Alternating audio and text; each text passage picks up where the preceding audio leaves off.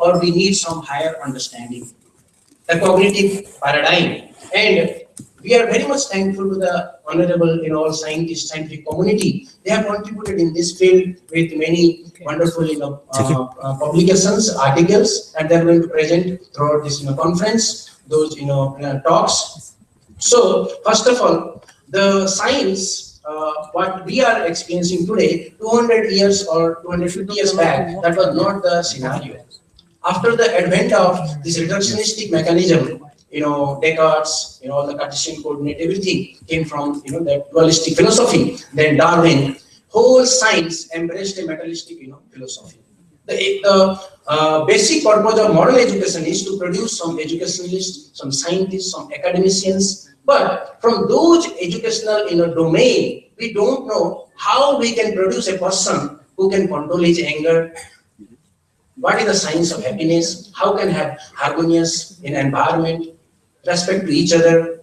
Within the limited domain of understanding life as atoms and molecules, how can we respect our elders? How can we respect, even higher domains, spiritual world? All those things are not coming up in modern civilization. Even we are not respecting nature. As a scientist, we are not producing rivers, mountains. All these things we are not producing. So we don't have right to damage them, disrespect them, because we cannot produce that. In past, whole civilization was protecting all this in nature. This is a divine gift. We have not created. We cannot produce all these things. Let us respect this nature. Some divine nature is behind all those things. But now we think that we can control everything by atoms and molecules and chemicals. We are, disrespecting the wonderful nature that we have around. We are freely using air, sun, and everything. But we are not thinking about what is the source of all those things. From where these things are coming up. Even one grain we cannot create in the laboratory. One small cell we cannot produce in the laboratory. To produce one bacteria, we have to go to bacteria. Life comes from life. Biogenesis. This is the one and only provable theory in biology. But still, we are teaching students about, abiogenesis. First life came from chemicals, and our forefathers were monkeys. But what we know from our ancient tradition is we came from Bharat Maharaj, Bharat Bhumi. Came from Bharat Maharaj, and our ancestors, all traditions are there in Srimad Bhagavatam. So this conference is to reinvestigate all these things, and we have to ask evidence for what we have been taught in educational system. We are not going to accept anything dogmatically. Let us look for the truth, where the evidence leading us. Let us go towards that direction. This is the message of this, humble effort, science and scientists. We pray to all the acharyas, my Guru Maharaj, Srila Damodar Maharaj, and Srila Bhakti Sundar Govindadev Goswami Maharaj, Srila Bhakti Rakshak Sriladev Goswami Maharaj, Srila Bhakti Niracharya Maharaj, and respected Sripal Bhakti Prapanna Tirtha Maharaj also here, and all the great personalities and Supreme Lord, so that some auspiciousness may come in this conference, and we are all blessed. Thank you very much. Bancha Kalpataruvyasya Kripasu Bhagavacha Patitanam Pavanebhyo Vaishnavebhyo Namo Namaha.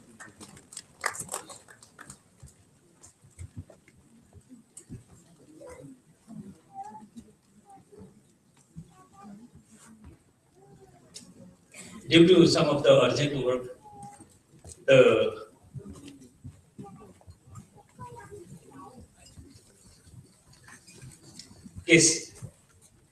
guest of honor of the day, His Excellency Sri Ranjit Rai, has to go to India. So I'd like to call him for the kind address.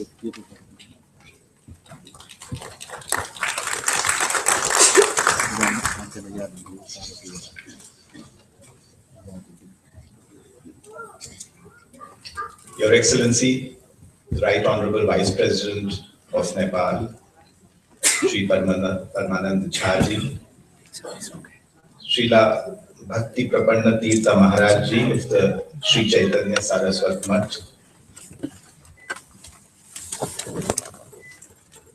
Sri Prem Lashkari Ji, President of the Nepal Bharat Friendship Society, Vice Chancellor of NAST,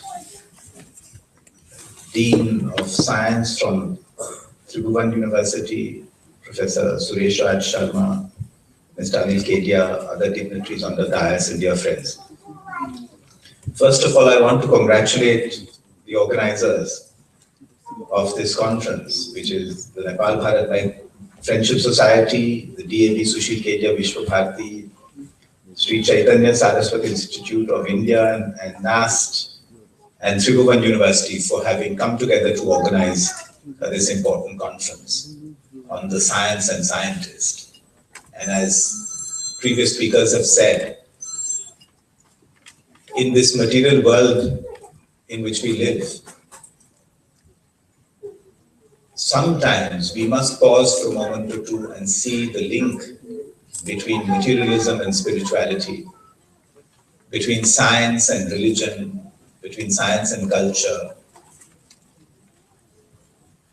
Science alone is not enough.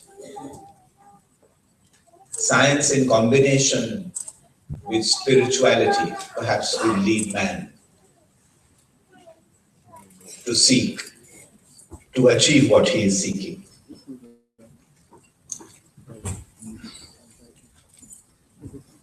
Indeed, it is a truism to say that we are all living in the era of science and technology.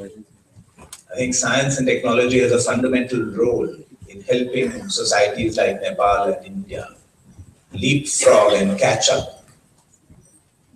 If we can apply science and technology, we can get more value out of whatever materials we are using. So science and technology is clearly essential, and especially in developing countries. If you look at India 20 years ago, before the IT and the telephone system, communication system had arrived, in a short period of a few years, with the use of ICT, we have been able to leapfrog. And today, India is amongst the foremost ICT powers in the world. So clearly, there's a great importance of science and technology in our contemporary lives. We have to use science and technology to progress, to catch up for the lost years, the lost decades. That is the only way that our societies can develop, can grow, can prosper, our people can have better qualities of life.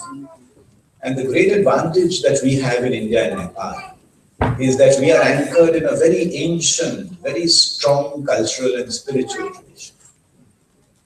So we have, and scientific tradition. So we have a very, very ancient tradition, which is the bedrock of our lives, which defines us, which defines our identity.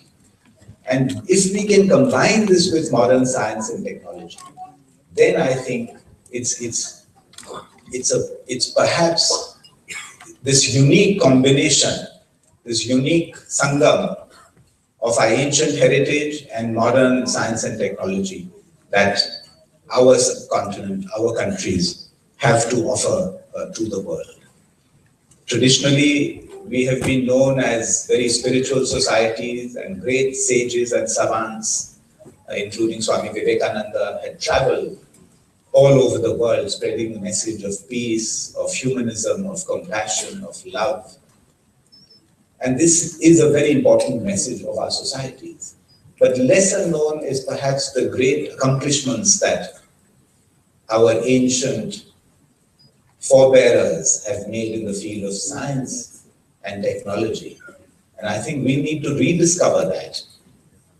Together with our quest for modern science and technology, we must also rediscover what our ancient sages have taught us. And if we can blend the two together, as I said, there is no stopping us.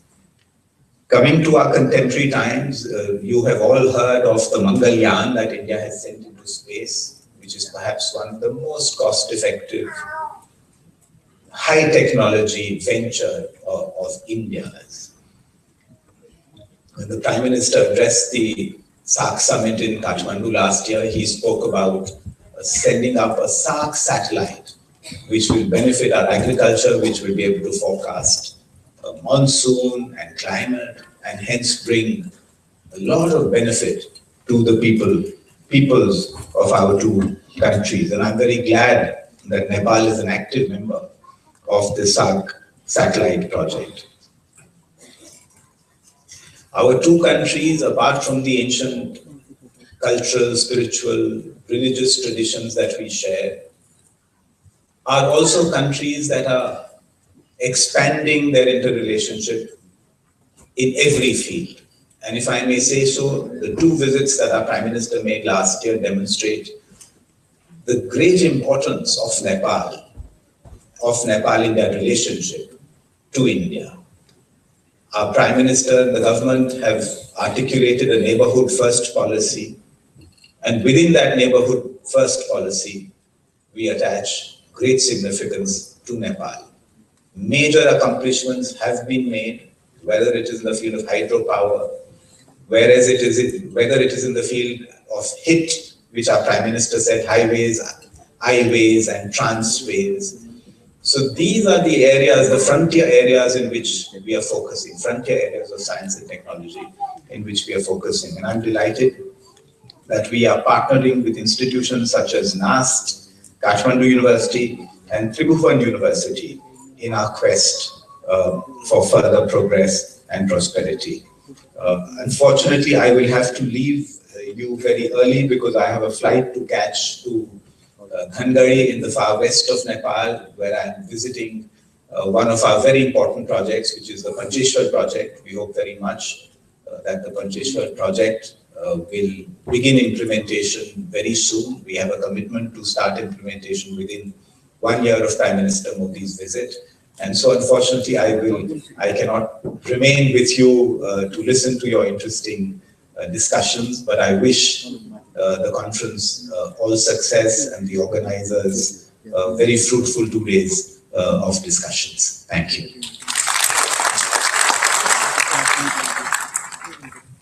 Now I'd like to request the chairman of Nepal Bharat Maitri Samaj, Prem Laskari ji, to hand over a token of love to the guest of honor of the day, His Excellency Shri Ranjit Rai, Ambassador of India to Nepal.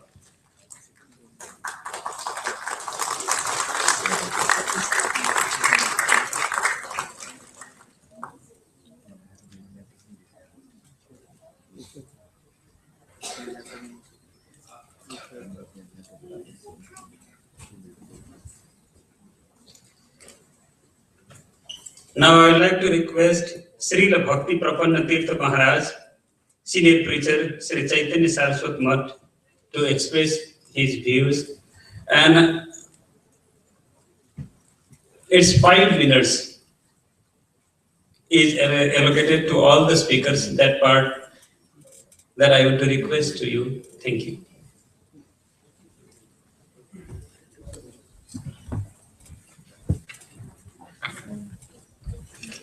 Mukam karati vachalam pangum langhayate girim yat kripatamaham vande Sri Guru Deenataranam tamaham vande Paramananda Madhavam Guru Gaura Gandharva Govindhangrin Ganaisha Vande Prasadata Jisam Sarvarambha Shuhankara Sri Krishna Chaitanya Prabhu Nityananda Sri Advaita Gadadhar Sivasadi Gaur Bhakta Vrinda Hare Krishna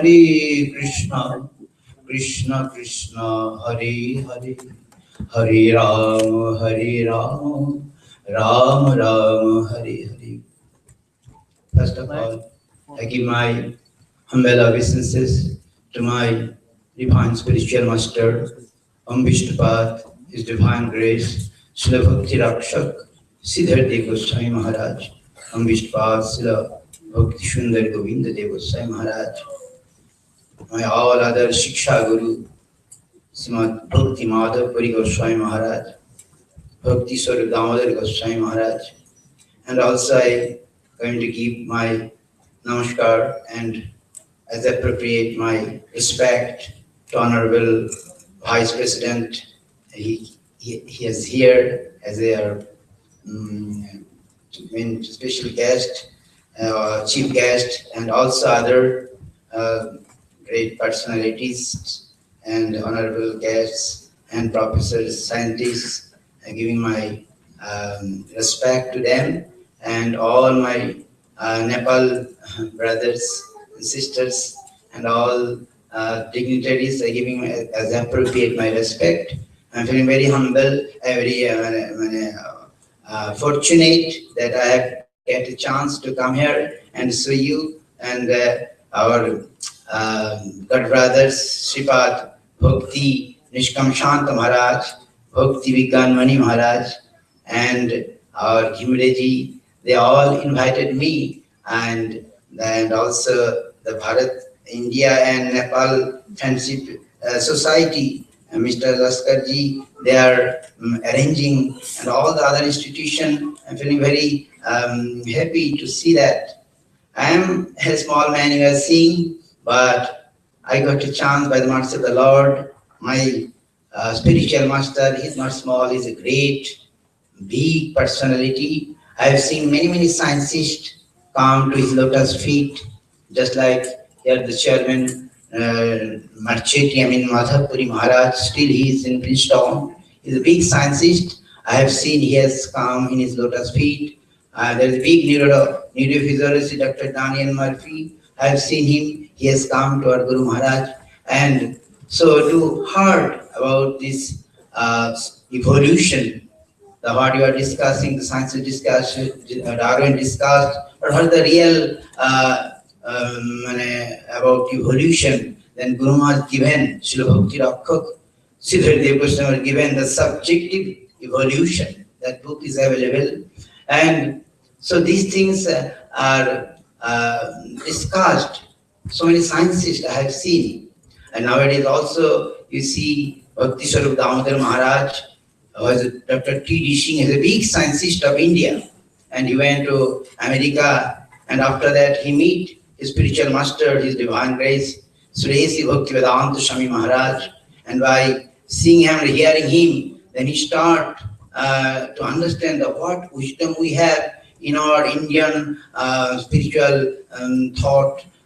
Then he started to discuss that and distribute that. So we know we are doing many things, but if we have no spiritual knowledge, spiritual faith, then we cannot advance, because our Upanishad or all the spiritual scriptures giving this thought, Yashodama Shatagamai, Tamushama Jyotirgamai, Mrityurma Amritagamai. We have to go to the eternity, we have to go to the light, we have to go to the not nectar, not to poison. So this is coming from the spiritual or scripture, spiritual thought.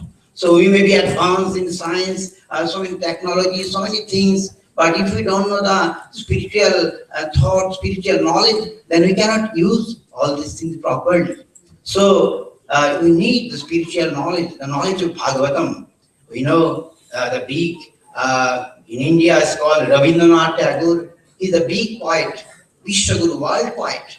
But one day, in India, there is a big novelist, maybe you know, Sarat Chandra Chattopadhyay. So, Sarat Chandra Chattopadhyay, he told one of the men of Rabindranath Tagore that I think Rabindranath Tagore is the second poet.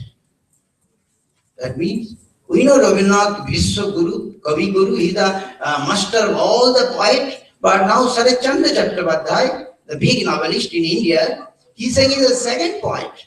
Then who is the first poet?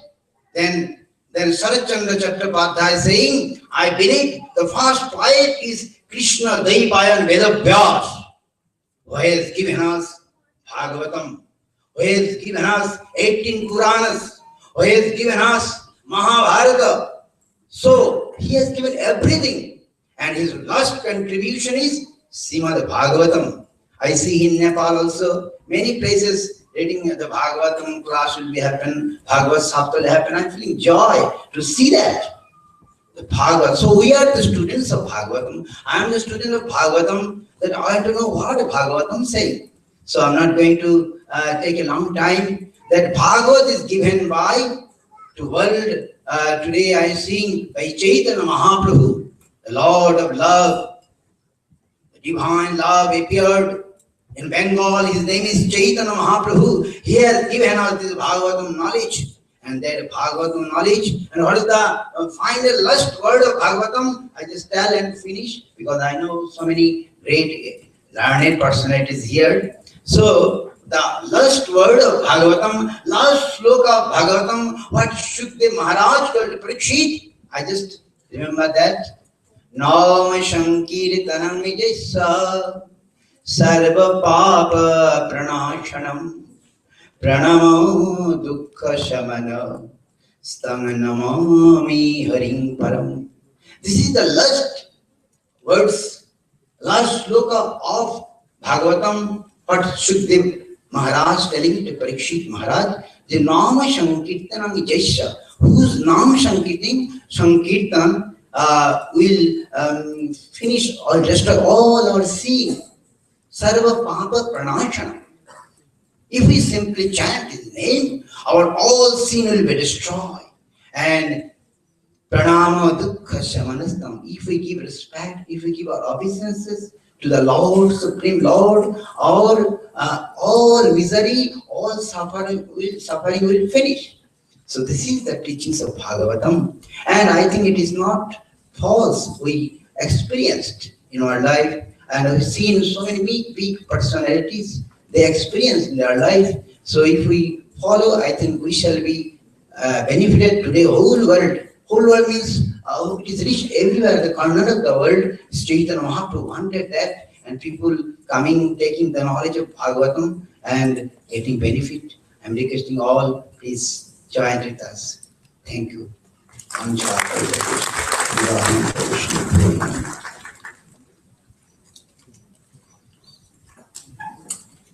Now I'd like to call Professor Dr. Suresh Raj Sharma, pioneer educationist of the country, leading educationist, and ex-Vice Chancellor of Kathmandu University. He has taken this job, the post of Vice Chancellor, for 21 years in Kathmandu University. So recently, he has taken retirement from Kathmandu University. So I'd like to request him to address the function.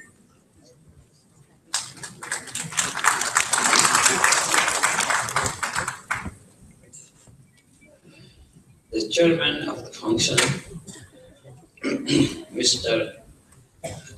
Lakshari, the chief guest, Right Honorable Vice President of Nepal, Mr. Paramananda Jha, very distinguished academicians as well as scholars sitting on the dais, and distinguished participants, in my guests, ladies and gentlemen. The theme of the conference is very clear actually. So the theme is the International Conference on Science and Scientists. It's very, very clear. So the first role of the science means the role of the scientist, as a matter of fact, is to understand the science itself. Science means how the universe was created. The creator has made many important themes or rules for making the creation very happy. So that was the understanding the process of science is the beginning of role of scientists. The second thing is the plenty of wealth is given, and distribute the wealth very suitably, very well, and make use of the gift of nature, but not at the cost of the process itself. So the process should not be disturbed. The process is very clear if it is clearly understood. The second thing is not at the cost of peace. So the creature wanted peace to exist.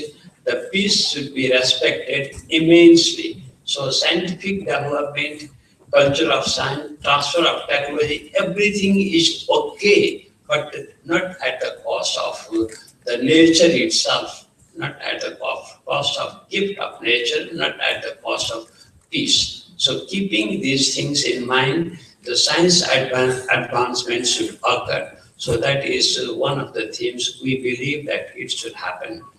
Then the second thing is now the age is that the science is advancing quite well, sometimes not caring the peace very much, but sometimes caring the peace also. So science and technology advancement, particularly in the recent days, the information technology, which has brought the entire world together.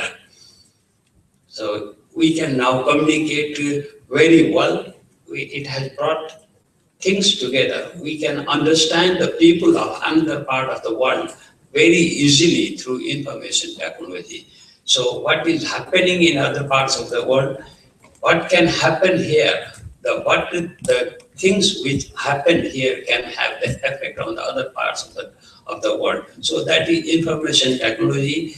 And second one is biotechnology. How do you apply the technology in the living world, living species? So these are the very important themes for our conference to address. So therefore, India has done a has made a wonderful achievement in both these areas, IT, information technology, as well as in biotechnology.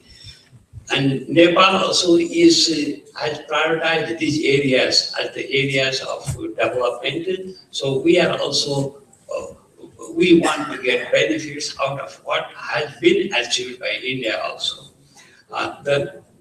Another very important thing is that now Dhruvan University, Applied Institute of Science and the Academy of Science and Technology, and even Kathmandu University, we have prioritized the care for nature, prioritized the development of science and technology for making advancement of the whole process. So all these things have happened. So Nepal is happy to organize. Of course, I feel we are very privileged to organize the third conference where the many excellent views which unites the spiritual wisdom with the modern development. So that is the purpose of the seminar, and we are very happy to have it here, and we are looking forward for a very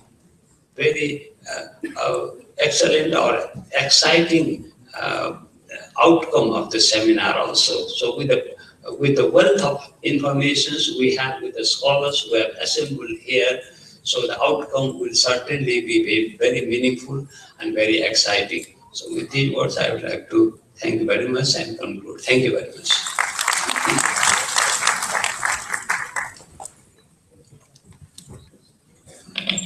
Today, our chief guest is having a busy schedule, and as soon as this program will be finished, he has to attend in some.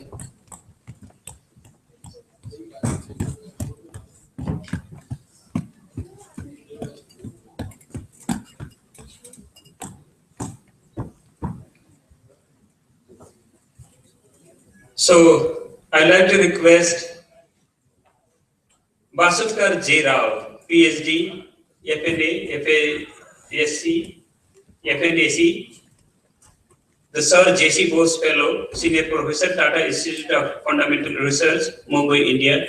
I'd like to call him to address the conference.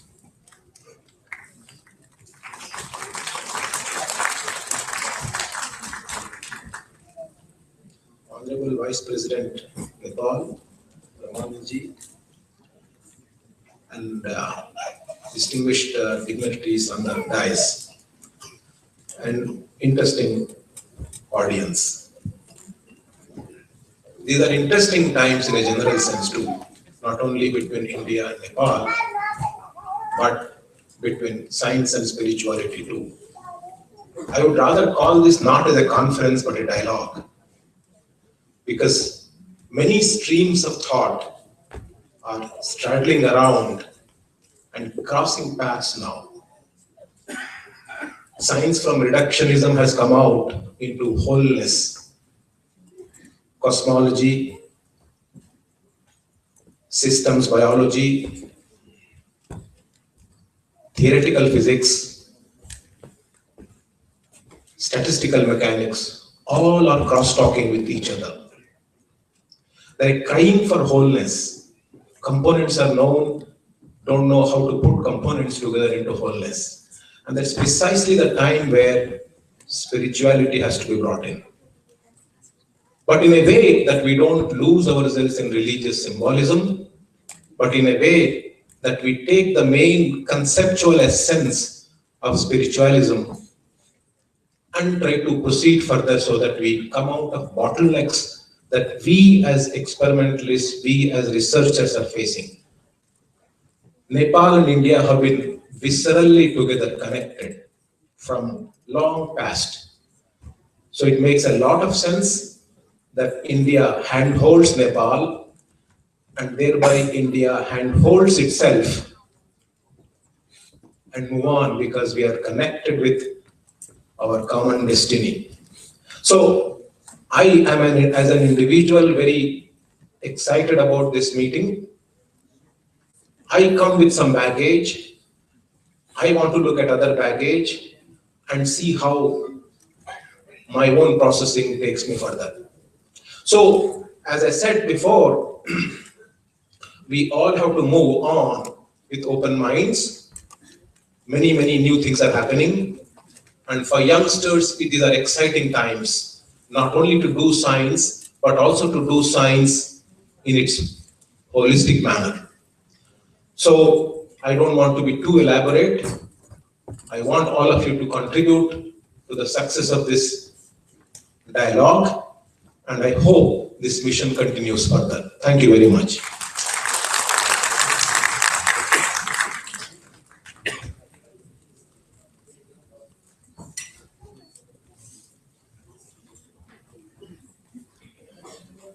So I'd like to request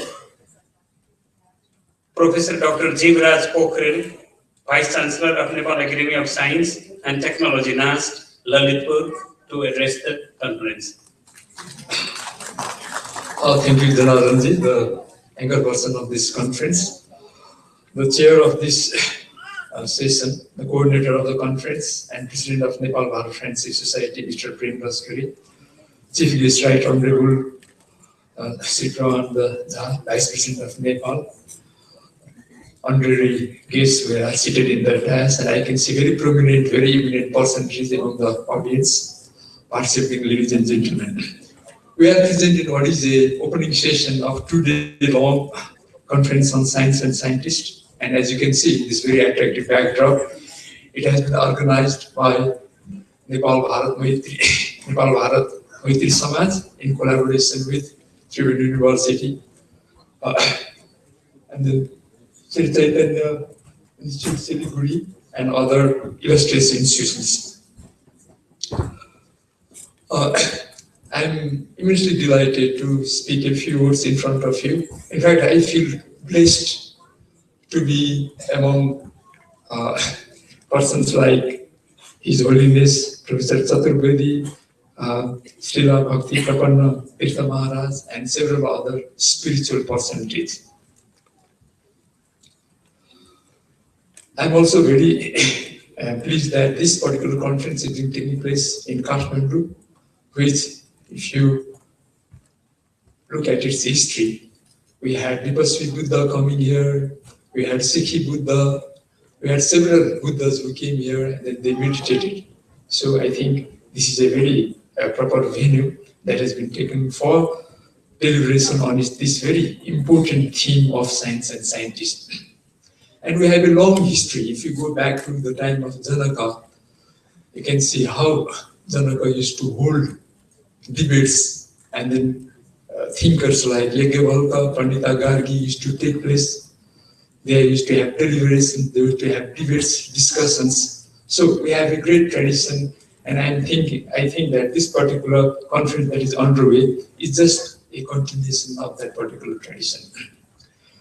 In fact, we should thank Nepal Bharat Maitri Samaj for organizing this conference. In fact, their objective is about enhancing the age-old relationship that exists between Nepal and India, and they have been holding interesting conferences like this, which has been adding to the knowledge of people in Nepal as well as in India, and it has been bringing Nepal and India very close. So we should thank them, and also we should thank the other institutes who have, worked hand in glove. We have put their heart and soul together. They have put their brain and brawn together in order to, arrange this conference. And we feel very proud that we are also part of this particular conference. We are looking forward for a very, fruitful kind of a deliberation from this conference, because so far, when we are talking about science, we are generally focused on externalities. But this conference is seeking to go a little further, and then it wants to focus on internal aspects, not only on material, but the spiritual aspects. And the speakers, they have already, in a very illuminating, in a very enlightening manner, they have said how we should have the blending of materialism as well as spiritualism in order to move ahead. So I wish this conference a great success. I wish our guests who have come from outside Nepal that they have a very comfortable stay here in Nepal. Saying that, and thanking all of you, I'd like to bring my remarks to a close. Thank you. Now I'd like to call on the dais His Holiness Professor HAre Chaturvedi.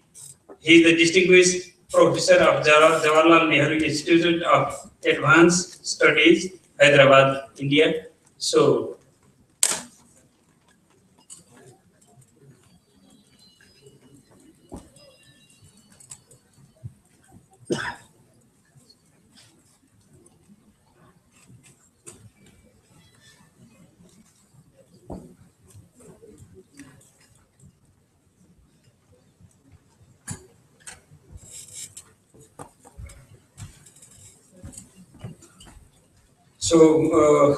I'd like to call Professor Dr. Chirik Sobha Tamrakar, the Dean of Science of Tribhuvan University, to address the conference.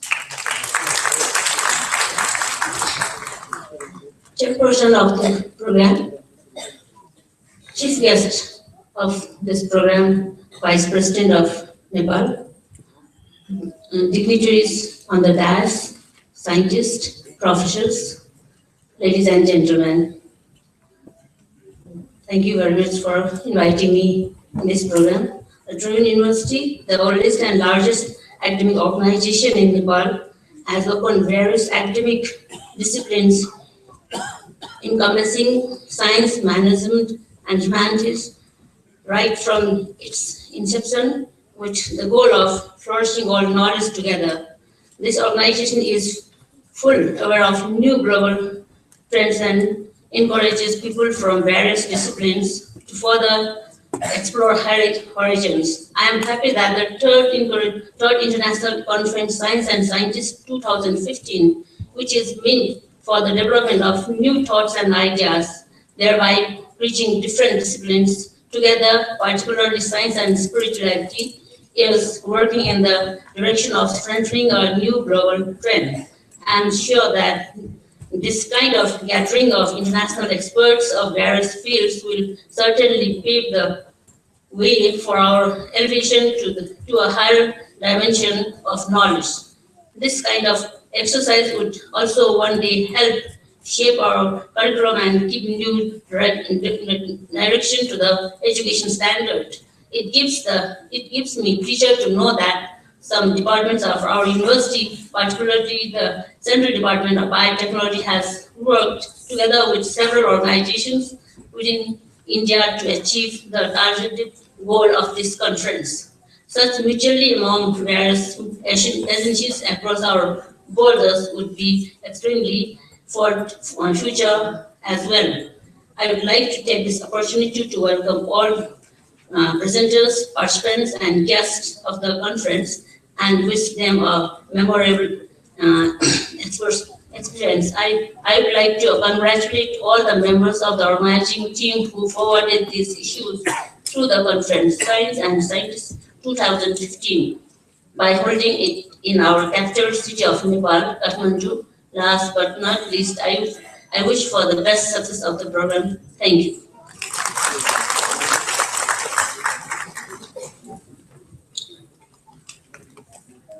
Now,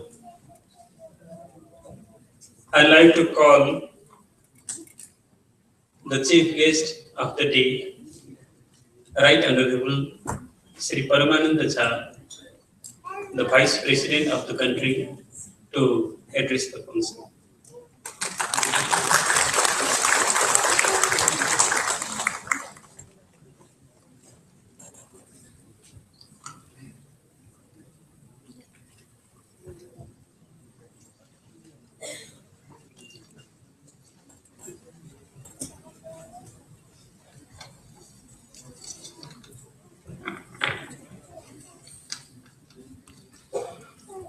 Mr. Chairperson, Prem Laskari, distinguished guests, esteemed scientists and scholars, dear friends, ladies and gentlemen, good morning. It is indeed a pleasure for me to have an opportunity to attend the inaugural function of the Third International Conference on Science and Scientists 2015, organized by Nepal Bharat Friendship Society and other institutions from both Nepal and India. On this occasion, I would like to extend my hearty congratulations to the organizers for having such an important conference with a timely theme in Kathmandu. As we all know that the present age is the age of science and technology, where science has become the lifeline of our way of life.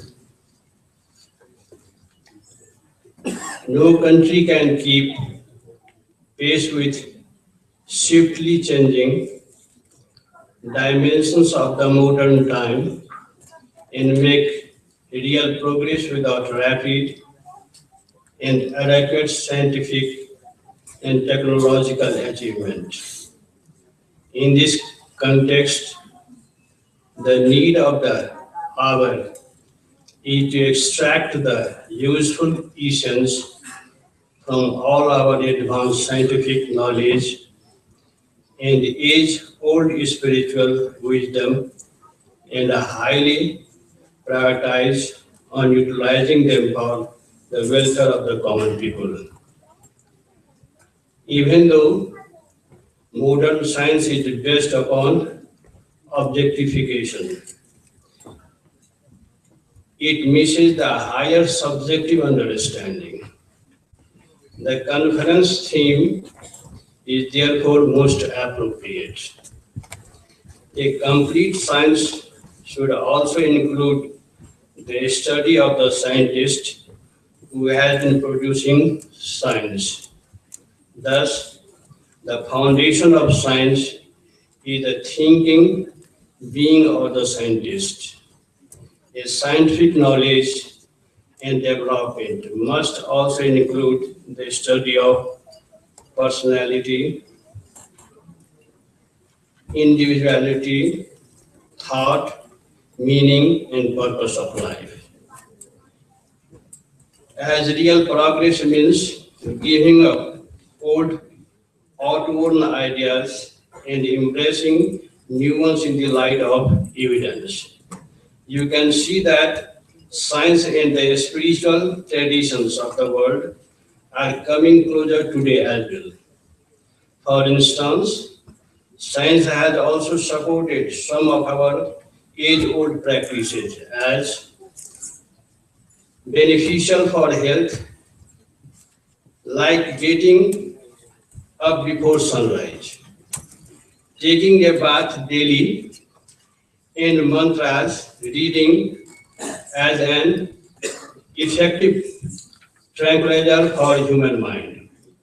Therefore, the effort towards realizing better harmony between science and spiritual traditions is commendable, and it will definitely have an impact positive for the well-being of all.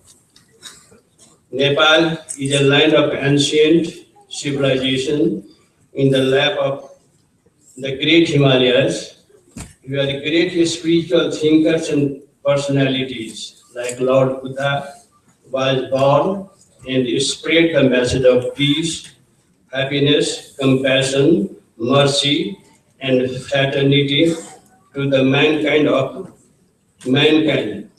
Our land has given highest divine inspiration to great thinkers of the past and has been inspiring everyone with her majestic beauty, serene and pristine nature, rich culture, traditions and practices. We have great deal of biodiversity and diverse geographical altitudes with highest mountains in the world and so many rare herbs and plants useful for human health. With this respect, Nepal has a better potentiality to develop as a hub for scientific research and study. I am hopeful that the conference will also look into the explore further this important aspect. Nepal and India remain close and cordial neighbors for centuries and share similar geography, history, culture, and way of life. We have a common heritage that is millions of years old. It is a matter of satisfaction that our relations have been growing stronger even at people to people with the flow of time. Moreover, it gives me delight to especially mention here that the relations between Nepal and India has always been unique as our relations as people to people level is much more closer and friendlier than in cases of other countries. I hope that the conference will contribute to cementing friendly relations between Nepal and India and believe that it is the right step in the needful direction. I can expect that the conference will have intense deliberations in next sessions and come up with a fruitful conclusion.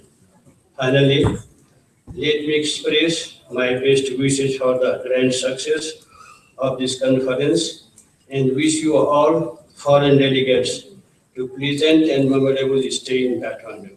Thank you so much. Good day.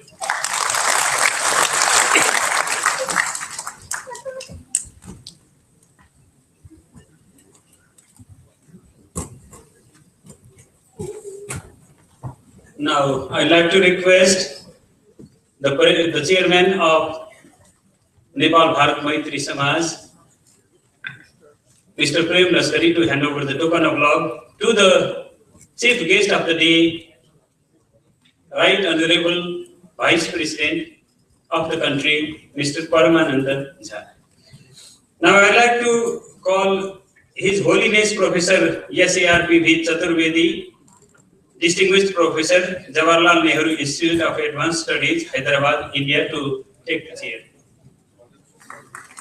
So, I would like to request him to address the conference.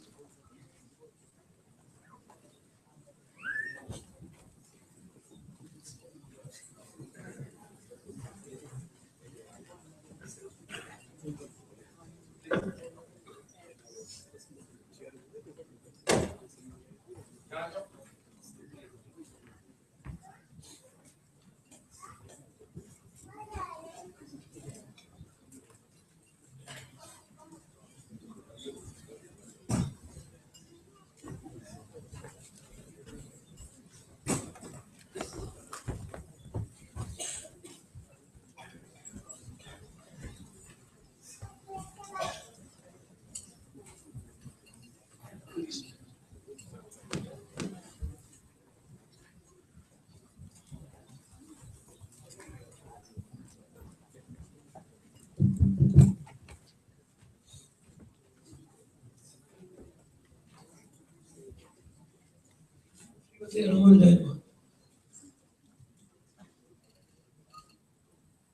are being regularly dominated by two major ruling parties of human mind and intelligence always is life. One is the party of faith, and second is the party of reason, exhibited through scientific as well as spiritual frontiers.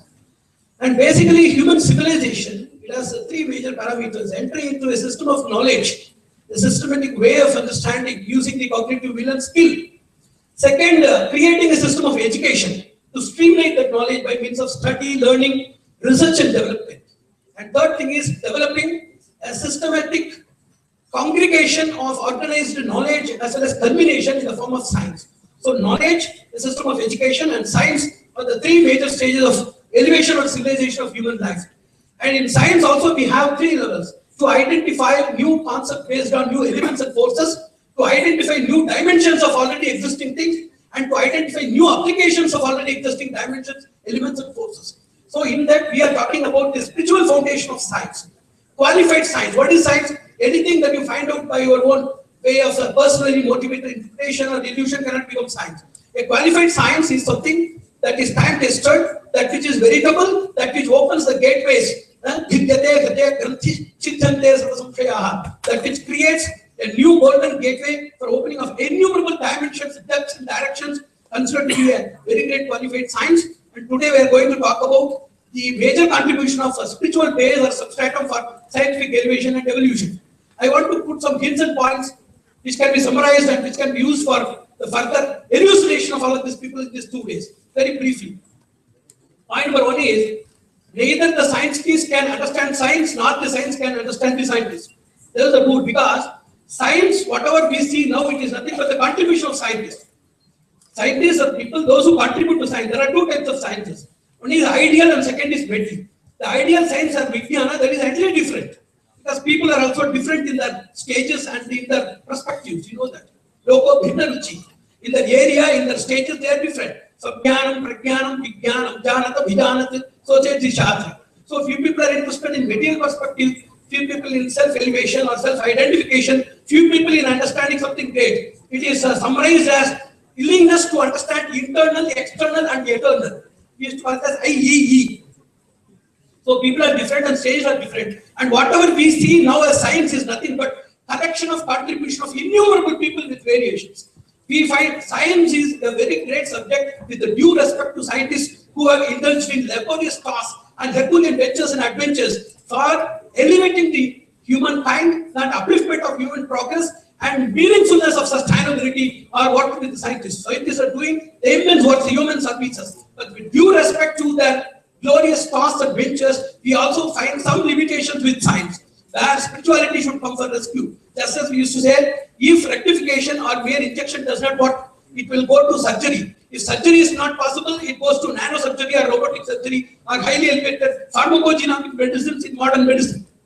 Likewise, when logic fails, science comes for rescue. When logic and science fails, philosophy comes for rescue. When philosophy itself goes to an unintelligible area, spiritual insight and realization will come for rescue. With due respect to science, we want to create a solid substratum or foundation for what we call science now, because science has four limitations. One is vigati, taking a wrong route. Duradhara, taking a wrong base and proceeding from that. And taking a route with an insufficient reach, asamprapti. And finally, with a clearless vision or adarshana or aspashta darshana. So let us take this opportunity to intensify the efforts of spiritual foundation in the forthcoming decisions and presentations to see that a great metamorphosis of scientific revolution can be created. And finally, what I want to say is to make it as a debate. This is an orchestration of people, those who are nodding heads and clapping hands. Those who are debating with us with an accord of a discord or dissent with us, they should be invited. And in the future conferences, we will see that we will create a platform for debate and creating a text, an authorized as well as authenticated text for life origination. Because without understanding life, nothing is understood. Originlessness of life and origin of life and objective of life, everything should be understood.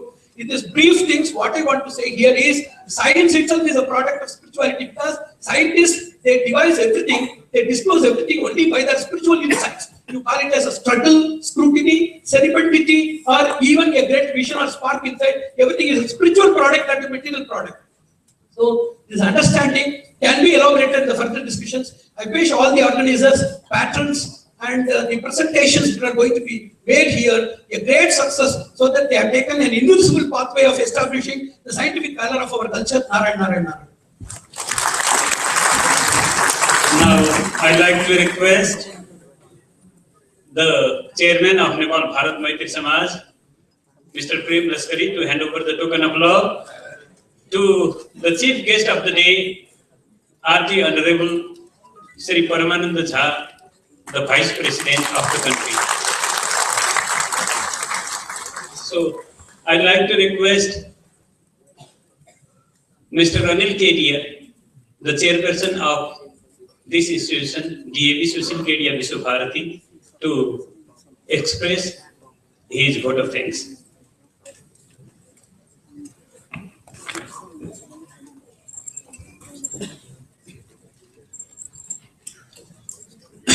इस सभा के सभापति श्री प्रेम लस्करी जी मेरे आदरणीय हैं, और भी ज्यादा आदरणीय इसलिए है कि वो मेरे पिताजी से बहुत घनिष्ठ थे। पिताजी और वो करीब करीब रोज एक आपस में मिलना था उनका। आज के मुख्य अतिथि सामान्य उपराष्ट्रपति जी श्री भक्ति प्रणाम तीर्थ महाराज श्री चैतन्य सरस्वत मठ से आए हुए हैं, प्रोफेसर श्री जीवराज पोखरेल जी, काठमांडू यूनिवर्सिटी के सुरेश राज शर्मा जी, श्री वास्तुकर राव जी, भक्ति निष्काम संत जी, जो काफी दिनों से हम लोग साथ में ये ऑर्गेनाइज करने के लिए प्रयास कर रहे हैं, और मैं काफी गण्यमान व्यक्तित्व को देखता हूँ। मुनि महाराज जी जो काफी समय से हमारे साथ इस कॉन्फ्रेंस को ऑर्गेनाइज करने में लगे हैं, और मैं first secretary Indian embassy mister Khurana को भी देखता हूँ। मैं उनका भी आभार व्यक्त करना चाहता हूँ। मुझे आभार व्यक्त और धन्यवाद के लिए कहा गया है, तो मेरा कर्तव्य है उनका भी आभार। हमारे बाबूजी जब भी बोलते थे कि हमारे हिंदू संस्कृति में धन्यवाद नहीं कहते हम लोग, वो धन्यवाद बोलने से बात खत्म हो जाती है, उसके बाद लोग भूल जाते हैं। वो जब भी हमको समझाते थे आभार होना चाहिए, ग्रेटिट्यूड होना चाहिए, तो ये मैं सबका आभार व्यक्त करता हूँ। और सभी जो भारत से पधारे हैं हमारे अतिथि, हम नेपाल में और भारत में सभी अतिथि देवो भव कहते हैं, और अतिथि का बहुत सम्मान करते हैं, तो सबका मैं सम्मान करता हूँ। और जो सत्य की खोज में निकले हैं, निर्माण की खोज में निकले हैं, उन सभी का मार्ग सफल हो और वो सब सत्य की खोज में सफल हो, उसका भी मैं कामना करता हूँ। और नेपाल में आपका मैं स्वागत करता हूँ। मुझे कुछ दो चार बातें कहनी है जो मेरे मन में भी है। ये कॉन्फ्रेंस जब से हो रहा है तब से मैं सोच रहा हूँ कि कुछ मुझे भी बोलने दिया जाएगा एज ए होस्ट। ऐसे आप जैसे महान साइंटिस्ट के बीच में मेरी कोई औकात नहीं है, तो भी मैं एक ऑर्गेनाइजर की हैसियत से और मुझे ये समय दिया गया है। नेपाल शब्द का अर्थ, जो नेपाल का ने का मतलब ही कानून होता है, जो नेपाल का मतलब जो कानून को पालना करे। और जो एक यहाँ पे जाति रहती है नेपाल में, वो नेवार कहते हैं उनको, जो काठमांडू की जाति है। नेवार का अर्थ होता है जो कानून का वर्ण करे। और अगर हम पीछे देखें तो कानून जिसको धर्म, अब हम उसको धर्म कहने लगे। धर्म का अर्थ ही कानून होता था। जैसे उदाहरण के लिए मैं आपको बताता हूँ, जैसे कुत्ते का धर्म है भौंकना, बर्फ का धर्म है शीतल करना, और धीरे धीरे धर्म का अर्थ संप्रदाय में बदल गया। अब हम संप्रदाय को ही धर्म मानने लग गए, जो कि पिछले हम 2000 सालों में और 500 सालों में पीछे देखते धर्म का अर्थ कानून होता था, कुदरत का कानून।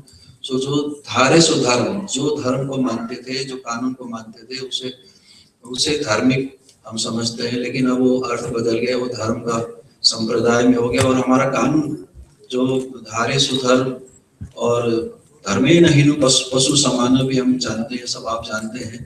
तो कानून भी ऐसा हुआ, संविधान भी हमारा देश का या पड़ोसी देश का ऐसा हुआ धर्मनिरपेक्ष, जो कि होना चाहिए था संप्रदाय निरपेक्ष। वो गलती से जब हम बात नहीं समझते हैं तो हो गया धर्मनिरपेक्ष। अगर हमारे पास धर्म नहीं हो तो हम एक सेकंड भी जिंदा नहीं रहेंगे। तो ये बात एक मेरे मन में था, जो मैं आपको कई दिनों से, भारत के भी प्रतिनिधि आए हैं तो मैं कई दिनों से सोच रहा था कि मैं बताऊंगा। ये समय धर्म सापेक्ष होना चाहिए था और धर्मनिरपेक्ष नहीं होना चाहिए। और धर्म इतना, हमने धर्म का ऐसा व्याख्या कर दिया। और मैं एक उदाहरण सब जगह देता हूँ, बहुत ही सुंदर उदाहरण है। एक अंग्रेज आया था नेपाल में, तो एक हमारे यहाँ के लोकल मित्र ने, मैं आपको अपना धर्म बताता हूँ चलिए। और दशहरा में हमारे यहाँ बहुत पशु बलि होती है, और अभी तो कम हो गया, काफी जागरण हुआ है। तो वो अपने पशु बलि वो अपने घर में ले गया उनको। और वो अंग्रेज जो है, जो पशु बलि देखा चारों तरफ पंच बलि बोलते हैं, जैसे एक बकरेगा और एक भैंसा का ऐसा। तो जब उन्होंने देखा पंच बलि, तो वो चारों तरफ खून ही खून देखा तो घबरा के भाग गए। तो बोले कि क्या हुआ, तुम क्यों भाग के आ गए? बोले कि ये उन्होंने लोकल आदमी ने बताया तो मेरा धर्म है। तो अंग्रेज ने कहा जब तुम्हारा धर्म ऐसा है तो तुम्हारा पाप कैसा होगा?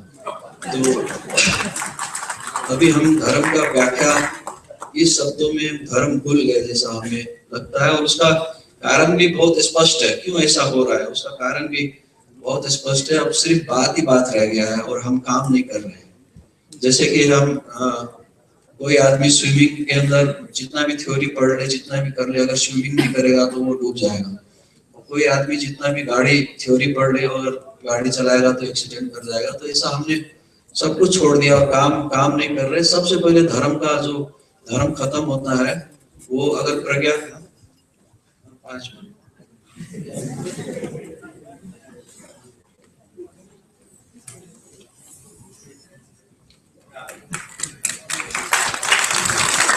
Now the President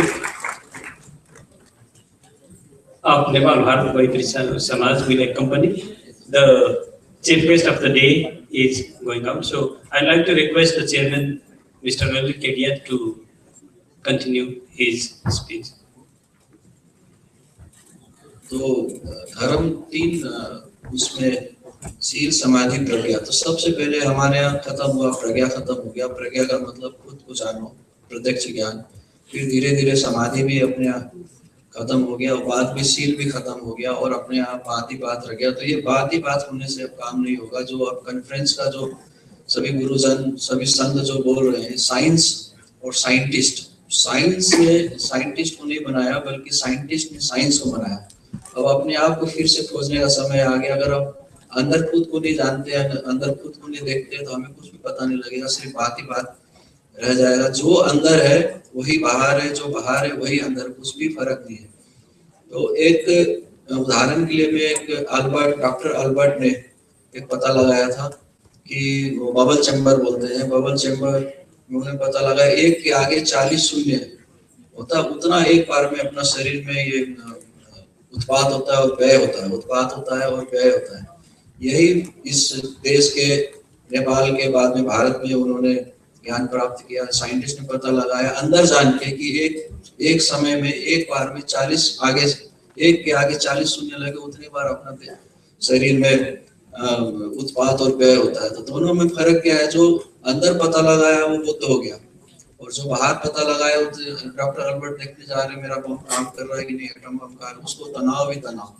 तो सिर्फ हम बाहर ही बाहर साइंस को ढूंढते रहेंगे तो हमें तनाव होगा, और अंदर अगर जब तक नहीं जाएंगे तो हम तनाव मुक्त नहीं होंगे। और जब अंदर देखना सीख जाएंगे तो ही हमें सारे यूनिवर्स का पता लगेगा। और उदाहरण के लिए अपना शरीर सबको पता है, धार्मिक सभी ऐसे बैठे हैं, अपना शरीर 4 कुंज से बना है, वायु, अग्नि और पृथ्वी और जल से। जैसे जो अंदर है, जो चारों अंदर है, और बाहर भी आप देखेंगे वैसा एक बर्फ है, बर्फ का टुकड़ा पृथ्वी है, फिर वो पिघल जाता है, जल हो जाता है, फिर उसमें वो भाप बन जाता है, फिर वायु हो जाता है, और तीनों अग्नि के हर टाइम पे उसमें 4 गुण समाये, तीनों गुण समाये रहते हैं। तो अंदर आप जब देखेंगे तो अंदर और बाहर सब कुछ एक जैसा ही है। तो अंदर देखेंगे बाहर, बाहर देखेंगे अंदर, तो ये जब तक अपना अंदर देखने का काम नहीं होगा तब तक ये साइंस हो रियल टर्म में हम अपने आप को पता नहीं लगा पाएंगे, और साइंस का मटेरियल ही मटेरियल हो जाएगा। मन और शरीर का आपस में क्या संबंध है, मैन एंड मैटर का आपस, माइंड एंड मैटर का अपने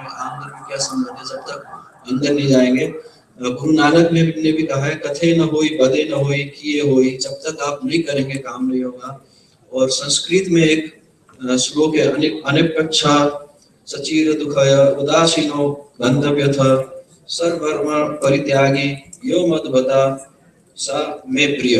इसका अर्थ ये है कि मुझे वो भक्त प्यारे हैं जो मुझसे कुछ नहीं चाहते हैं और वो अपने चित्त को निर्मल करने में लगे हैं, बाहरी घटनाओं में समता में रहते हैं और किसी किस्म का विकारों का अंदर नहीं आने देते। तो आप देखेंगे गीता में हो या कहीं भी उसका शब्द का अर्थ बदल गया, लोग हम समझ नहीं पा रहे हैं गीता में भगवान क्या कहना चाहते हैं। अगर आप गीता को जैसे 16 अध्याय तक भगवान ने अर्जुन को समझाया और अर्जुन क्वेश्चन करते रहे, प्रश्न करते, लेकिन 17 अध्याय में जब विश्व रूप का अर्थ ही हुआ कि जो बन रहा है बिगड़ रहा है, अपने अंदर जब हम देखेंगे बन रहा है बिगड़ गया, तो उसके बाद अर्जुन का कुछ भी प्रश्न नहीं रहा, उसने भगवान कृष्ण का सब बात मान के आगे उन्होंने सब कर्म किए। तो जब तक हम अपना विश्व रूप अंदर का रूप नहीं जानेंगे, सिर्फ ग्रंथों में खोजना शुरू करेंगे तो हमें सत्य का पता नहीं होगा। और मैं ये आज यही बोलना चाहता हूँ। और मैं Nepal Bharat friendship society, Shri Chaitanya Saraswat trust और त्रिभुवन यूनिवर्सिटी और नास्ट, इन सभी का तहे दिल से शुक्रिया करता हूँ जिन्होंने आज हमें ये सब उन्होंने जो सपोर्ट किया, स्पॉन्सर किया और यहाँ हमारा काफ़ी हमारे साथ काम किया। और मैं मैडम भुवनेश्वरी राय का भी बहुत हार्दिक धन्यवाद प्रदान करना चाहता हूँ, जो 2 महीने से वो भी काफ़ी अनुरत इस काम में लगी है। और सभी आगंतुकों का, अतिथियों का 2 दिन का समय अच्छा से रहे और खाने पीने का सारा व्यवस्था, यहाँ पे रहने का सारा व्यवस्था हमने किया है। और सभी लोगों के पास आपका फ़ोन नंबर भी आप ले लेंगे, कोई भी किसी का कोई बात होगा, कठिनाई होगा तो आप हमसे संपर्क करेंगे। आपका 2 दिन का कॉन्फ्रेंस बहुत फलदायी हो। और सभी जो अतिथि आए उनका मैं धन्यवाद करता हूँ। धन्यवाद।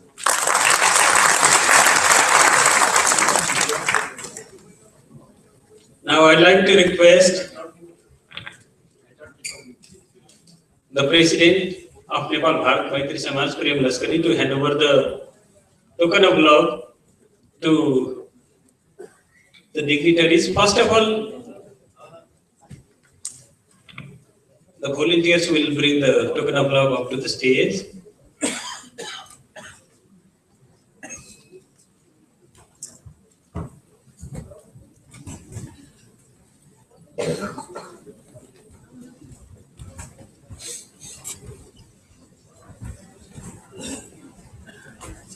Srila Bhakti Prapanna Tirth Maharaj, I'd like to request Mr. Prem Laskari to hand over this token of appreciation to Srila Bhakti Prapanna Tirth Maharaj.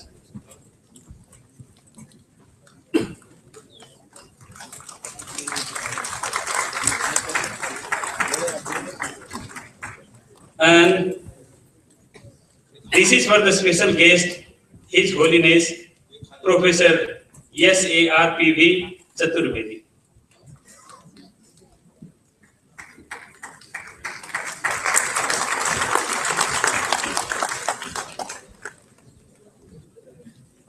This is the token of appreciation to the special guest, Suresh Raj Sharma, Professor Dr. Suresh Raj Sharma, former Vice Chancellor, Kathmandu University.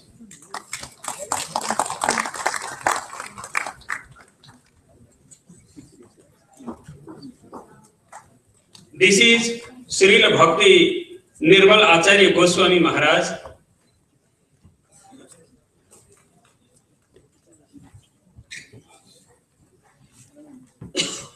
This is for Professor Dr.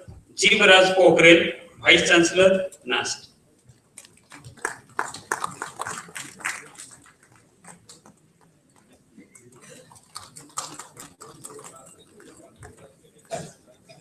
This is to special guest Basudkar J. Rao, PhD, FNA, FNSC, FNA, SC.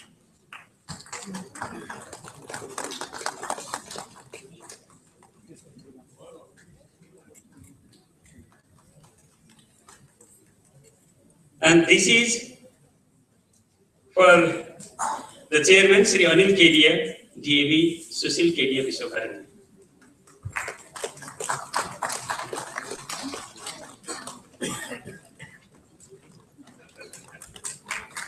Actually, we have prepared for the Vice Chancellor of Trivandrum University, HAre Krsna. So this, I want to request the Dean of the Science, Madam Chiri, Professor Dr. Chirik Sobha Tamrakar, to take this token of appreciation on the part of his Vice Chancellor, Hira Bahadur Maharaj.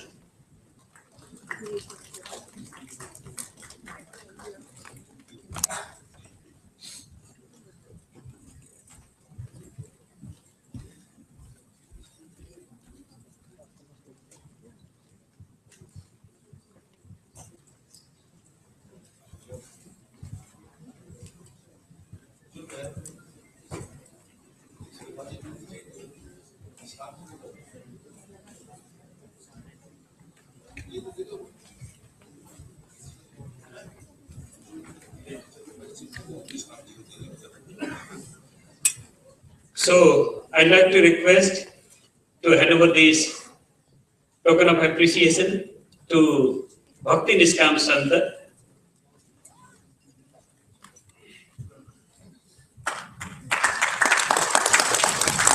So after this, the tea break, and after the tea break, we'll come over here. Now the real show of all the scientists will be started after this inaugural session. So there is the break, tea break for 15 minutes, and afterwards we'll come back over here again, and the real show of the Science and Scientists 2015 will be started over here.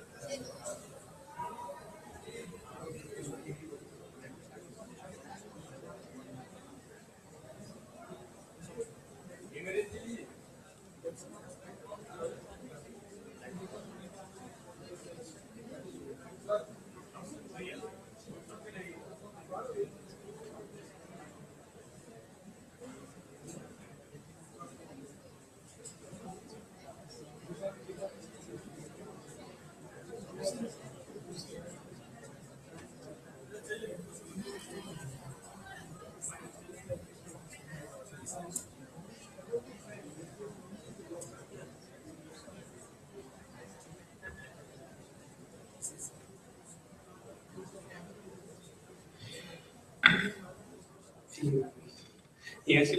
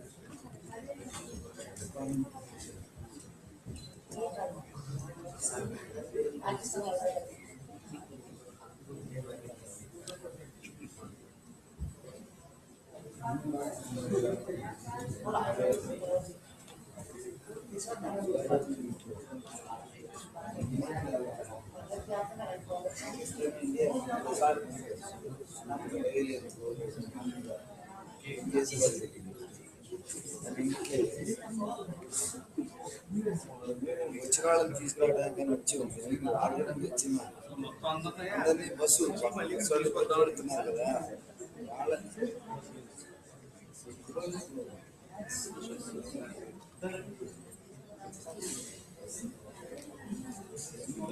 చేస్తాము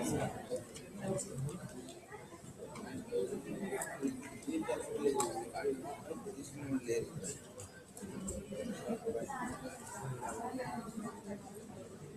ఇక్కడ ఏం లేదు అక్కడ science కాదు ఇందులో ఏం అబ్బాయి రోజులు లేదు అందరూ సాయంత్రం ఉండే మనకు కావాల్సింది ఇక్కడికి మనకి తెలిసేది ఏం లేదు మనం రాయబడి బ్యాడ్ కానీ ఇచ్చారు మనం రాయబడి కోపంలో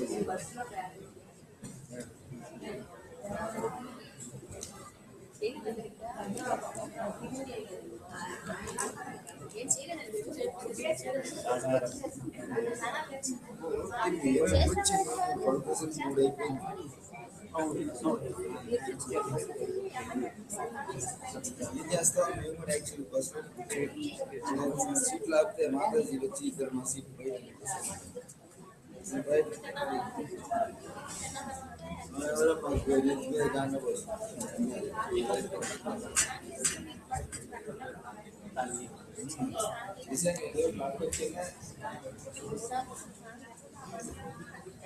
పోలీసులు ఆపేశారు మళ్ళీ దాటితే బండి బాగా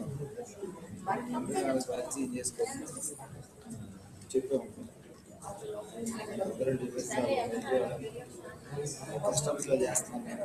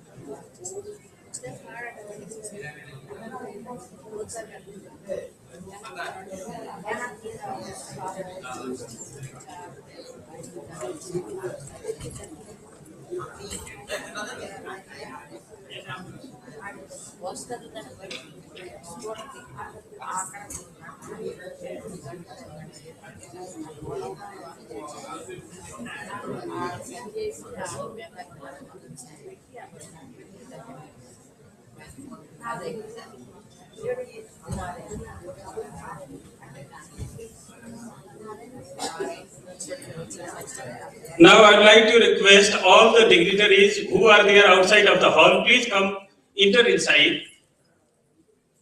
All the dignitaries who are there outside, please enter inside.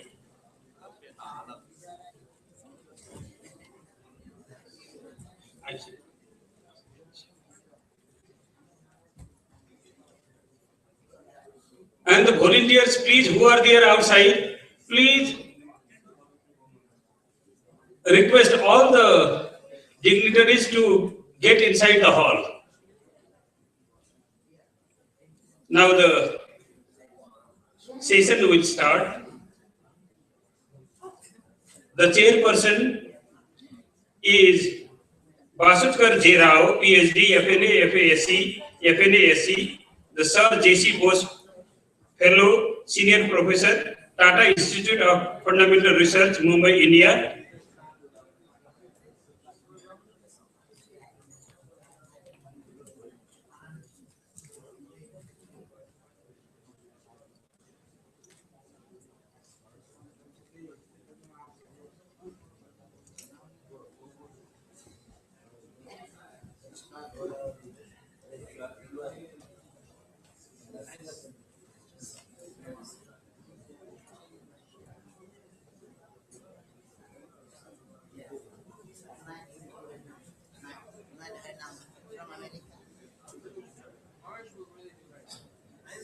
I'm doing something else. Maybe Nama Bas, maybe Nama Barat. I don't know what I'm doing. Okay, Krishna.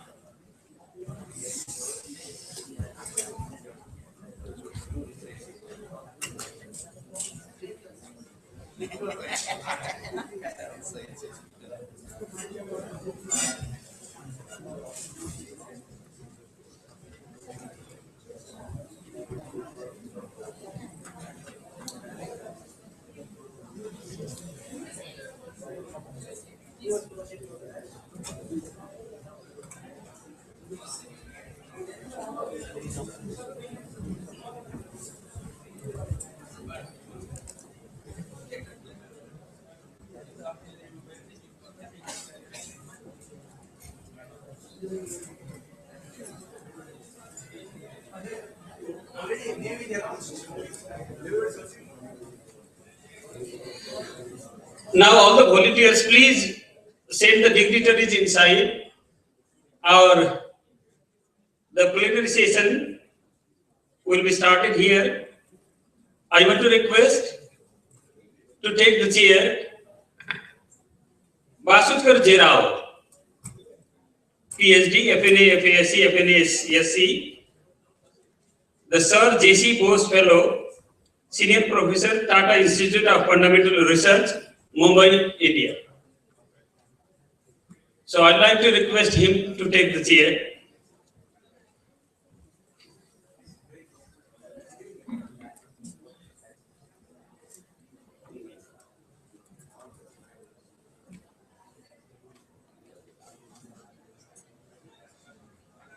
Hand mic, please.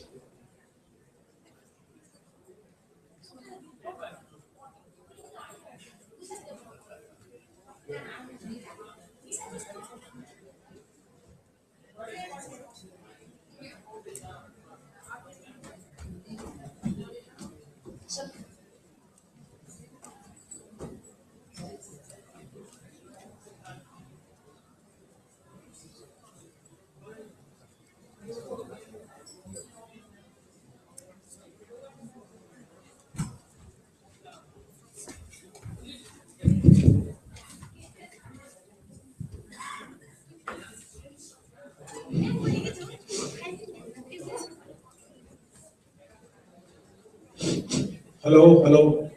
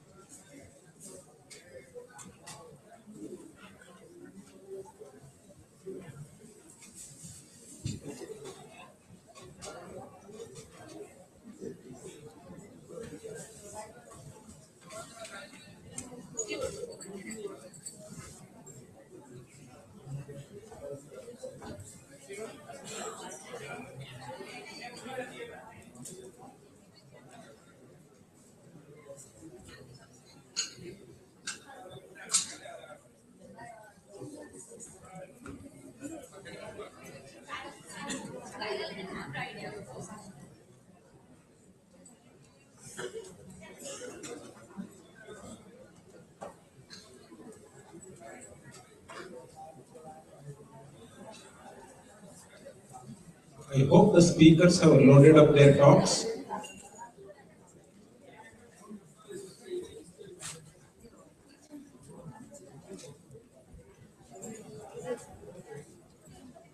Dear friends, we will begin the first session.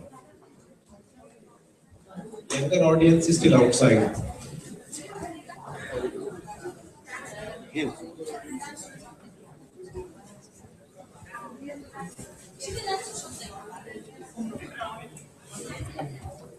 But I think we have to move on in the interest of time.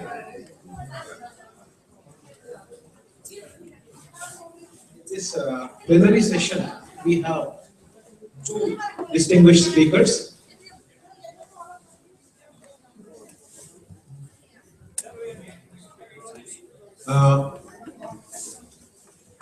Swami Bhakti Nishkama Shanta and Bhakti Vignan Muniji.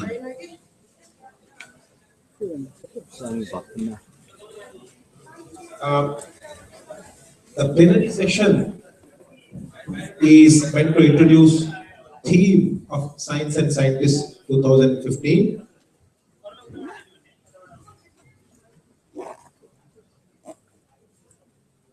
Okay. I will straight away start with the first session. Plenary talk 1, consciousness is beyond the reach of reductionism.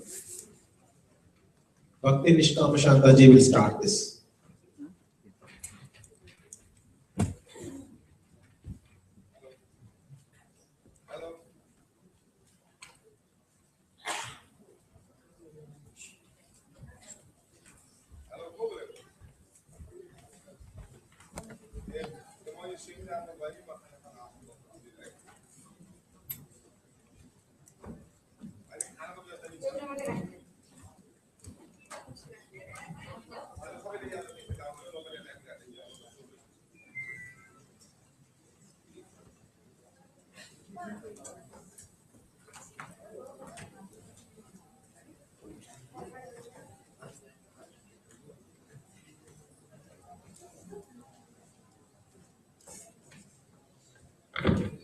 So I would like to thank Professor Vijay Rao for his kind invitation, and what you can say, we will begin this important events technical session. So basically this session is to introduce the theme of our conference, Science and Scientists 2015. So first I would like to offer my prayers to my divine masters. Om Ajnanatimirandhasya Jnananjana Salakaya Chakshurunmilitam Jaina Tasmai Shri Gurave Namaha. Namo Vishnu Padaya Krishna Prishtaya Bhutale Srimate Bhakti Sarup Damadara Swami Namini. So my actually talk, I'm going to discuss about what are the limitations that we are experiencing in understanding the cognitive realm or conscious realm in terms of limited, what you can say, tools that we have in reductionism. Before going into that, I'd like to direct you all to our website, which you can note down. We have a website scienceandscientist.org/Darwin, where we are publishing various articles and frontier research works, how those evidences are creating a challenge to Darwinian bodily evolution theory. Vedanta also talks about evolution, and that evolution is about consciousness or rebirth. But Darwin is saying that bacteria body will be fish body. But what Vedanta is saying that the soul in the bacteria, after leaving the body, if it develops the consciousness that of a fish body, at the time of leaving body, it will get the fish body or a dog body or a cat body, depending on the consciousness in which it is quitting the body. So this is a point of discussion that we can have in this talk. So my Guru Maharaj, Srila Bhakti Swarup Damodar Maharaj, he is a PhD from University of California, Irvine, and he came to IIT Kharagpur when I was doing my PhD there, and there was a conference that is on aging and dying. We are all going towards old age, we are all going towards death. So according to biology, if we are all atoms and molecules, can we kill somebody? Like euthanasia. A person is old, he is no longer useful to the society. Why should we care him? He is after all atoms and molecules, so can we kill him? So many scientists, philosophers, and various religionists, they came and they agreed that life is beyond atoms and molecules. We cannot disrespect life. So that given me some inspiration that I must do some studies about our own self, myself. Who am I? Am I some atoms and molecules or beyond? These things are not coming off in education. So from there I got inspiration. And our present serving director, my Shiksha Gurudev, Sri Bhakti Madhav Puri Maharaj, is serving director of Bhaktivedanta Institute, Princeton, and our Acharya, Sri Bhakti Sundar Govindev Goswami Maharaj, Sri Acharya Maharaj. We offer our obeisances to them. So today I am going to discuss about consciousness is beyond the grasp of reductionism. So we know in biology, the basic approach that we have taken is that divide and conquer. Means we want to understand everything in terms of parts. So here actually biology is facing one of the biggest challenge, how those parts will assemble together and produce those all wonderful functions that we see in living organism, a cell or a bacteria or whatever we are experiencing in a dog or a cat or whatever. You see these are multicellular organisms, eye, leg, hand, they are all well coordinated. So can we get all those coordinated functions from mere knowledge of the parts? This is one of the biggest question that many biologists that they are discussing these days. So they are saying that a single gene effort of addressing the whole outcome is not giving a fruitful result, because there is no single gene to represent any particular disease. This is cancer gene. This gene alone is cancer gene. This gene alone is for certain things, because they all work in a group. You can separate one gene, but it has also effect on a wider range of the group and activity that they are carrying out in a holistic system. So we have to understand what is the difference between the organism and machine. Generally, in machine concept, we can separate different parts, isn't it? We can separate in a bicycle, the chain, the gear, wheel, everything we can separate and again reassemble it. It is possible. But in a living organism, if you separate eye, leg, hand, everything, kidney, can we join it and produce that organism again? This is one of the biggest questions that is coming up. So the way we are looking into biology is in terms of physics and chemistry. And physics and chemistry, generally, they try to address in terms of parts. They don't have a full understanding of the whole.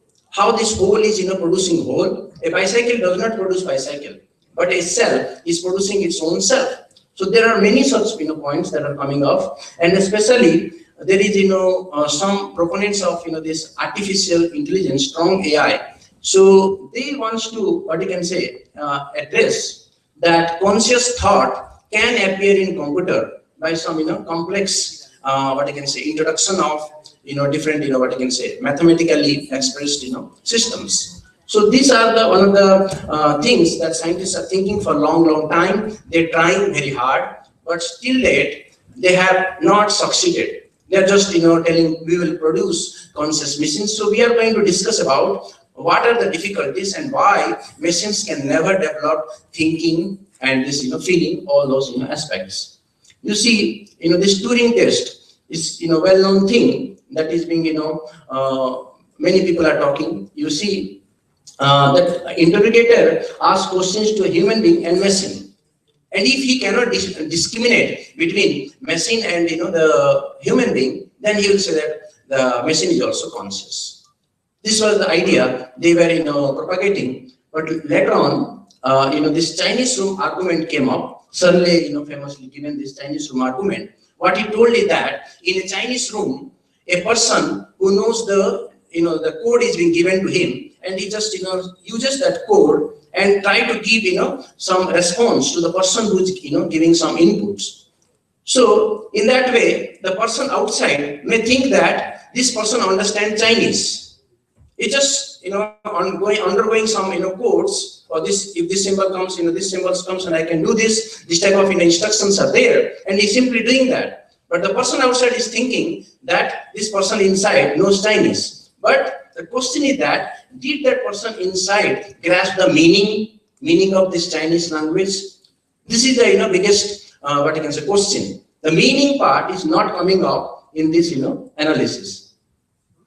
And Penrose, he is also famously addresses and given ample evidence to ask in his book The Emperor's New Mind, and he explained that can algorithm discovers theorems like Turing's and Gödel's? See what we are doing. Our mind is producing new thoughts, new discoveries, new understanding. But he's saying with this analysis of this all what you can say debate on this machine concept of consciousness, is saying that what is the limitation of this algorithmic approach to the cognition.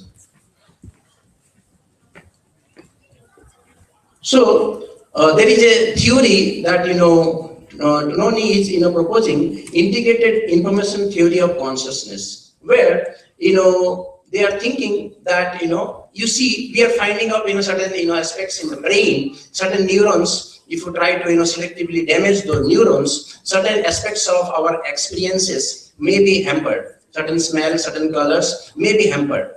But the whole thing which is united in consciousness, can we do that in machine itself?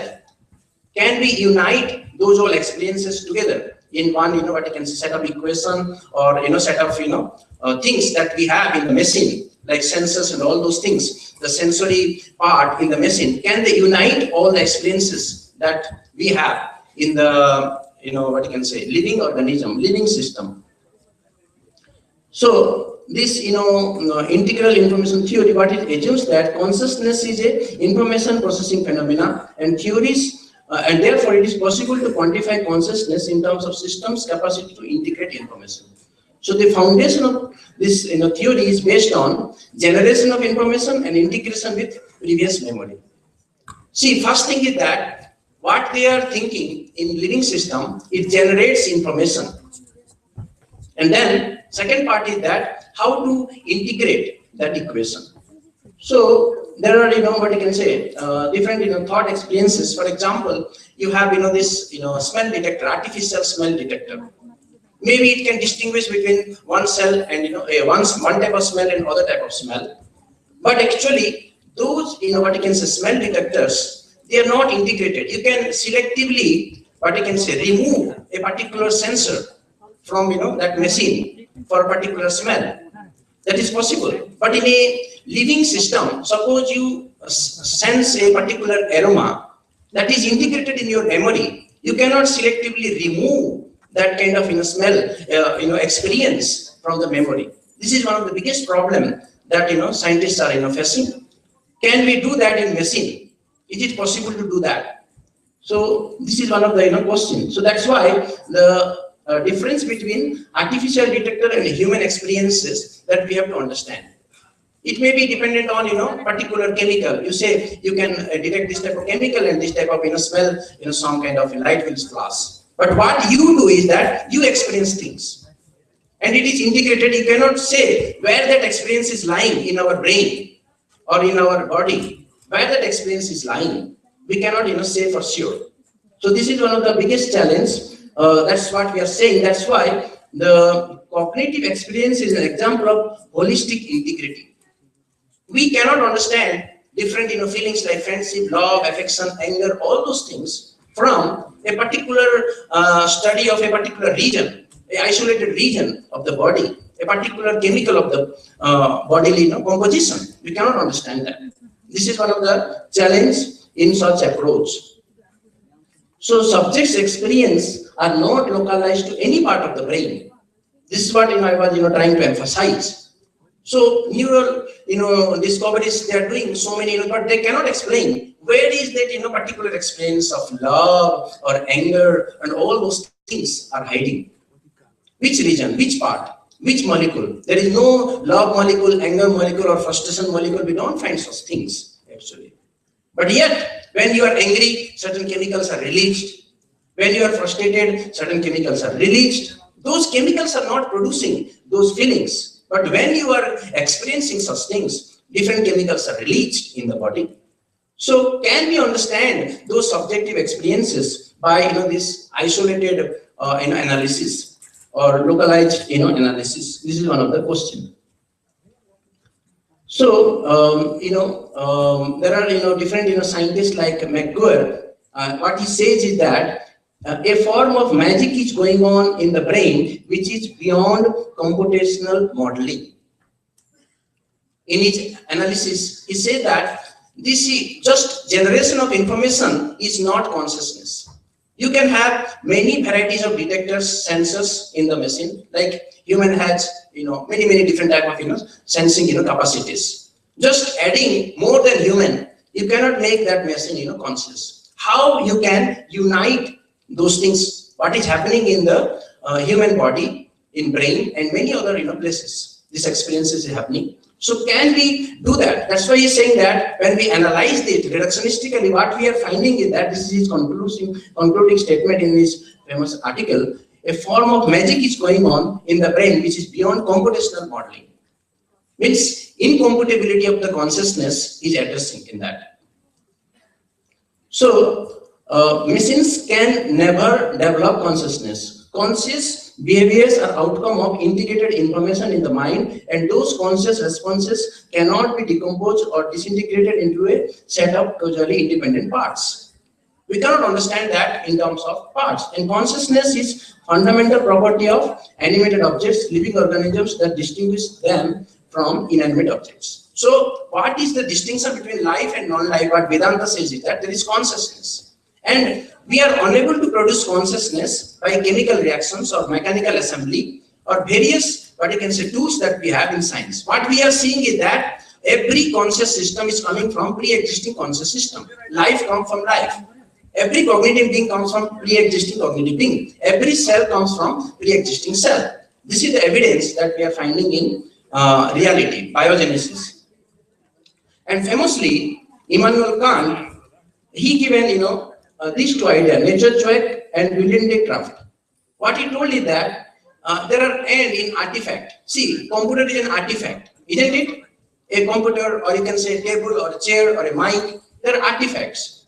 And different parts, they can be isolatedly produced and they can assemble, and the whole artifact come out. But the unity is there in the thought of the designer. The unity is there, but that is there in the thought of the designer. That is external teleology. External teleology means the purpose is outside the system. For a computer does not decide the purpose. A designer decides the purpose. But for a organism, say bacteria, or even say dog, any organism, purpose is within. You release a living bird. You cannot predict where it will go by your law of mechanics. Bird will decide where to go. You drop a bacteria in the fluid column, it will not follow Brownian motion. But inanimate objects, that particles, they will follow Brownian motion.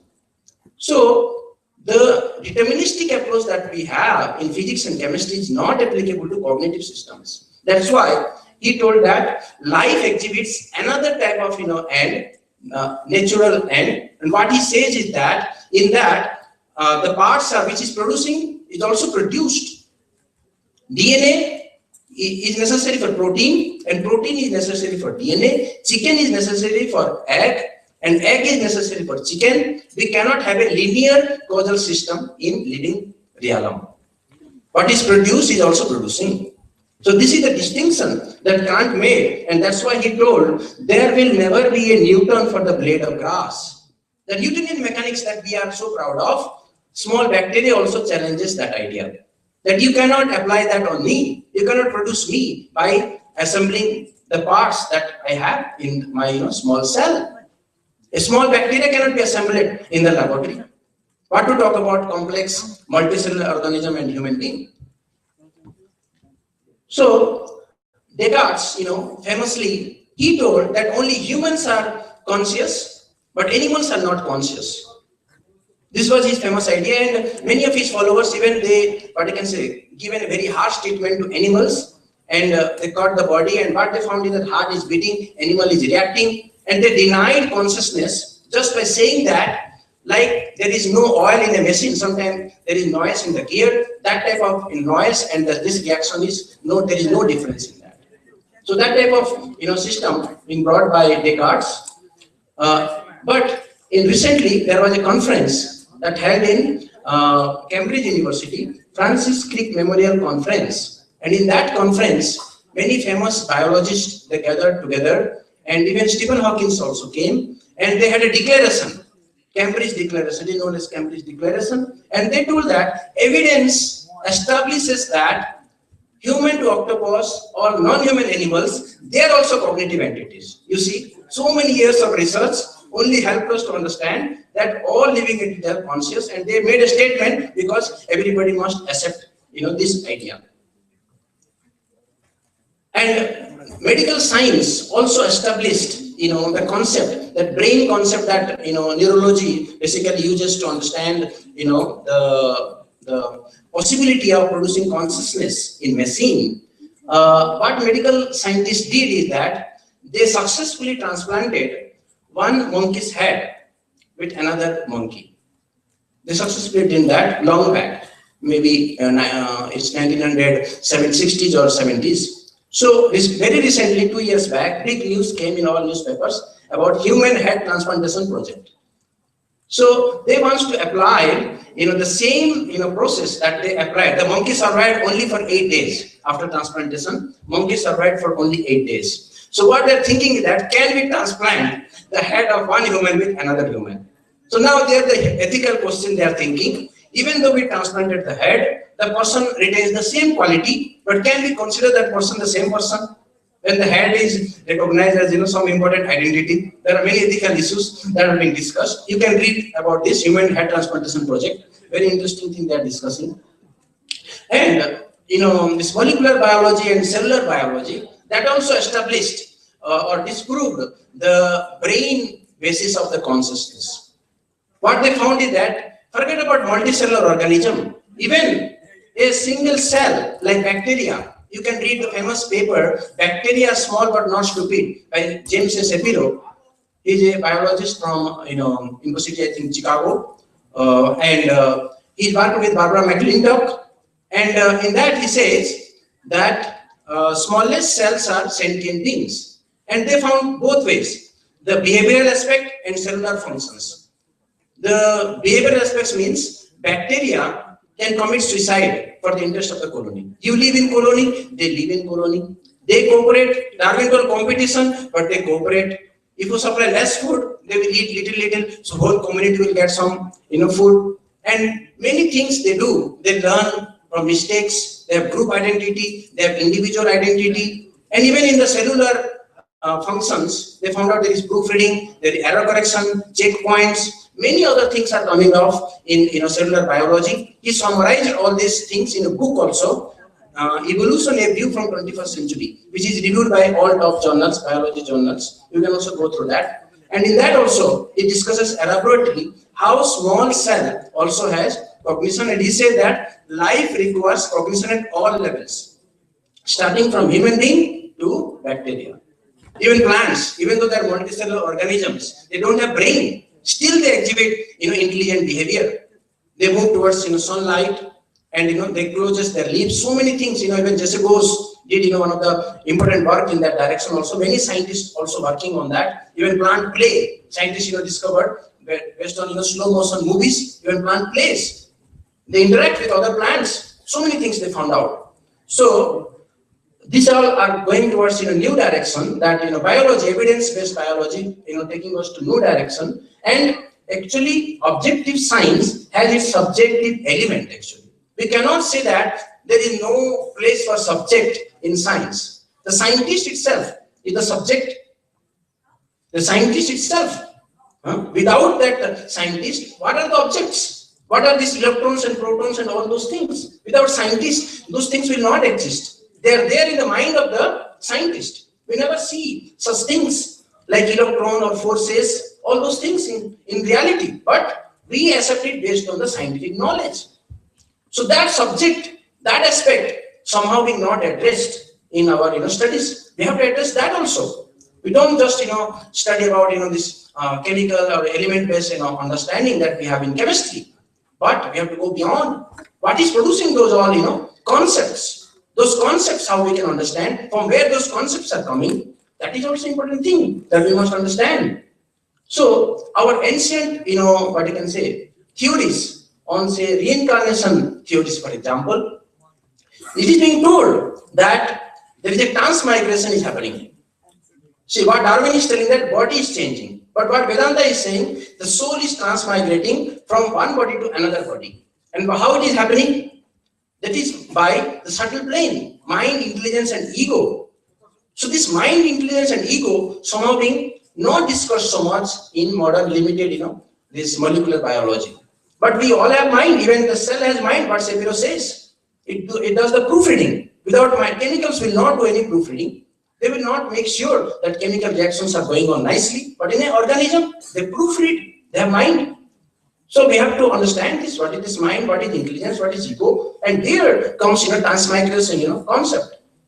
So different forms that we found on our earth, we don't know for sure in modern science that how many forms are there. New forms are there discovering. But the ancient knowledge which is coming down not by speculation, but the origin itself explains there are 84 lakhs of species. And those species, they represent different varieties of consciousness. Different varieties of consciousness. Body is a biological expression of consciousness. That's what Vedanta is saying. And the soul keep on migrating to different bodies until it develops pure consciousness, which is there in Vrindavan. This is the ancient theory of evolution. So we are in conditioned state. That's why we get new bodies. But there is also eternal realm where there is Satchit Ananda. We all want to live. We don't want to die. We all want to become happy. We want to know. This is there within us, but it is not addressed in modern science. How I can be immortal, how I can be happy, how I can know things without any ignorance. These things are not addressed in the limited concept of reductionistic biology. So the soul or the consciousness is the symptom of the existence of the soul that we all can experience. How we can know there is sun? We can know there is sun by sunlight. Same way, our Vedanta says that you can know there is soul from consciousness. Consciousness is the symptom of existence of the soul. Consciousness is not the soul. It is just symptom of the existence of the soul. So this thing, biology itself establishing now, because human to smallest cell, say bacteria, they are also conscious entity. So every individual have, every living entity have the soul. So the foundation of reincarnation theory is eternity of the soul. Soul is eternal. Do you know anything in this world? Do you ever experience something in this world which is eternal? Actually, medical science explains about this eternality. What medical science says, they did different datings. They have some fine dating techniques, and the cellular recycling processes. When they did this dating techniques, what they found is that your body is much younger than your age. Maybe you're 40 years old. Your body is 40 years old. Your age is 40 years old, but your body is only 7 to 10 years old. So if the bodies keep on renewing its chemicals. So even though you are 40 years, still you remember, you understand all your experiences that you have in childhood. I did this, I did that. These all things are there in your conscious realm. But where is that? If everything is renewed, where is that? This eternal plane is keep on continuing. This, what you can say, your experiences. That is sanskar. In the reincarnation theory, the karmas, what you can say, explanation also there. So the eternity of the soul is explained from based on what you can say the medical science. The renewal processes. Even though your body is much younger, but your age is 40 years. You remember all those things. So there is something called I is there throughout from childhood to death. There is the sense of I is there throughout. So this is also a evidence for establishing that there is something eternal, not just chemistry is going on. So in Bhagavad Gita also it is told that actually the soul is eternal. What Krishna is telling that there was never a time where all these personalities are not there, and there will never be a time when these all personality will not be there. Only they may be attaining different forms based on their inclination towards different, destinies. So I already, discussed about that. Deha yasmi yatha dehe komaram yavanam jara tatha dehandara prapti dhira tattanam yate. Krishna is telling to Arjun that Arjun, you see this body, it is keep on changing. Your child body to youth body to old body. Same way at the time of living body, you will attain the new body. So an intelligent person will not be bewildered by that.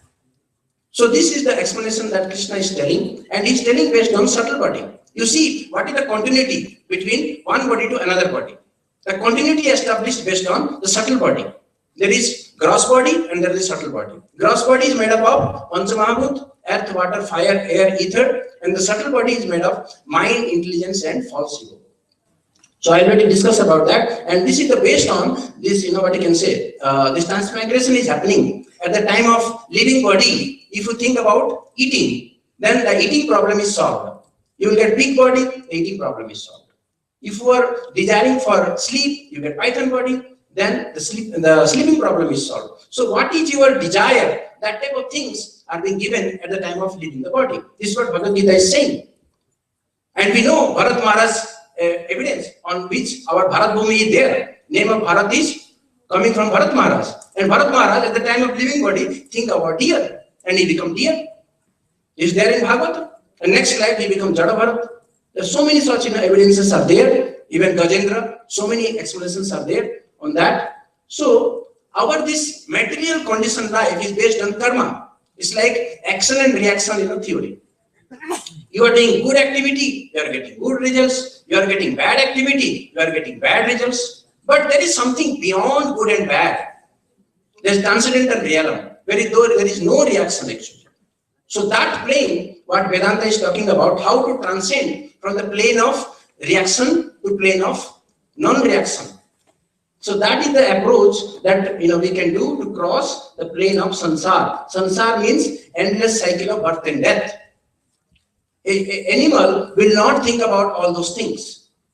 Animal will only think about 4 things: how to eat, how to sleep, eating, sleeping, mating, and defending. But a human being, Western world also it is told, man is a rational animal. A human will inquire, oh, that person is dying, this person is dying, my death is coming, why I am working hard, what will be my destiny, what will be my gain? That is the thing that you must think about. Next moment you may die. So what you are doing to your real self, if you are thinking yourself as just some neurons in your brain or some chemicals in your body, then you are only trying to do good to that by taking, feeding some chemicals. But you are thinking something higher than those things, then there is also some higher realm that you can also attain. So that's what explained in Bhagavad Gita about Bhakti Yoga, the science of dedication. You see, there is sin, like killing people is very bad thing. If you kill somebody, you will be in jail. But our army man killing so many people, he is getting medal. How it is happening? So the good and bad based on the point of dedication. He is dedicated to nation. So within the nation, if he follows those all rules and regulations, then he is not subjected to any kind of punishment. So we are in the higher realm where Lord is the master of everything, and we follow for his interest everything, what he wants. Even Arjun is killing people, and it is not sin. You can say that the army man is killing people. Why not in jail? Because there is nation interest is there. There are higher and higher interests are there. That is discussed also in Bhagavad Gita. So what we are saying that we need new theories on origin of life and origin of universe. Because Big Bang theory does not address how consciousness could arise from those material combinations, from those parts. How can you produce one living cell? Or how we can produce even those all different varieties of species. This is one of the questions. Origin of life and origin of universe must be addressed based on cognitive realm. So our institute is Chaitanya Saraswati Institute. There are many other institutes that are working worldwide for this type of topics nowadays, and it becoming important subjects worldwide. And there are also many interesting publications. This is one of the publications that you can go through. Our founder Acharya of our Mutt, Chaitanya Saraswati Mutt, Subjective Evolution of Consciousness, where the details of problems with Darwinian evolution, and what are the new, what you can say, ideas that we can incorporate from Vedanta, and how can we enhance our scientific understanding about evolution that is being discussed. And this is our mud in Sinavadev Dham, and my contact detail. With this, I would like to end the talk.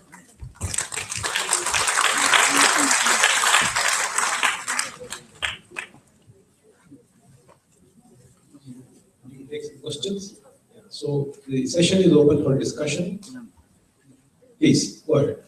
Somebody can give the mic, I think. Mic.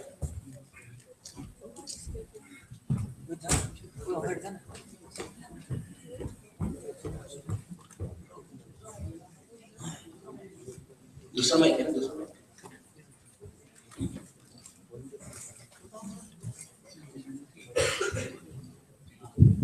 Money जी, आपने बड़ा अच्छा बोला।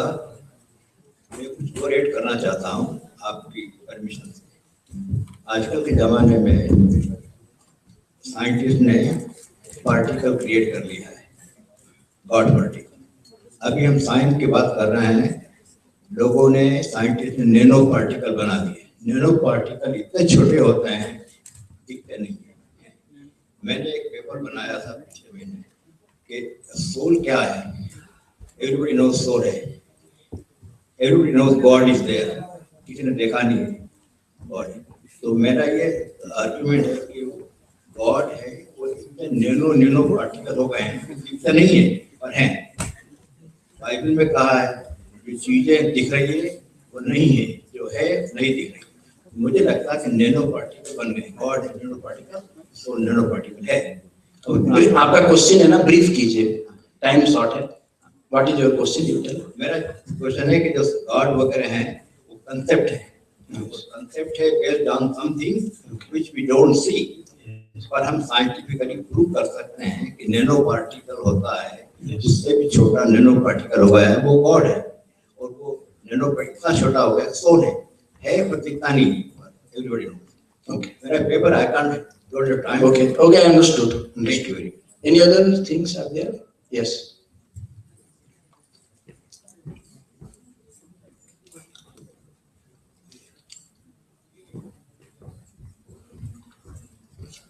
अच्छा, मुझको लगता है कि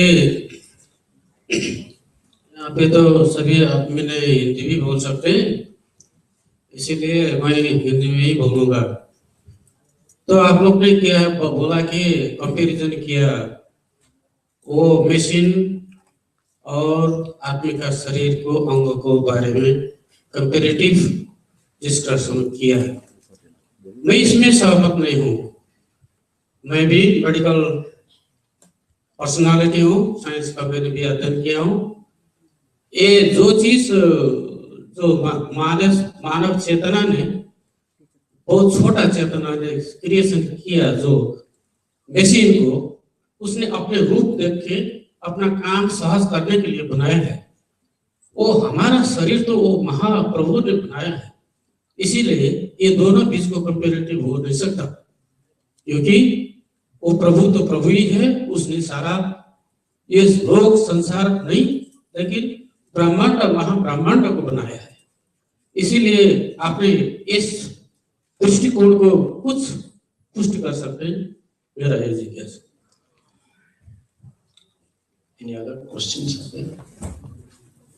Okay. One question there.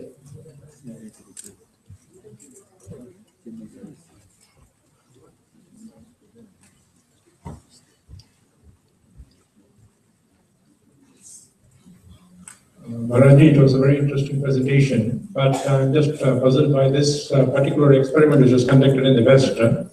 How was that even after transplanting the head of the monkey, it managed to survive for 8 days or something, what you said. So it's a kind of a contradiction to our Vedic point of view, because we say there's the soul which leaves the body immediately after the head is decamped.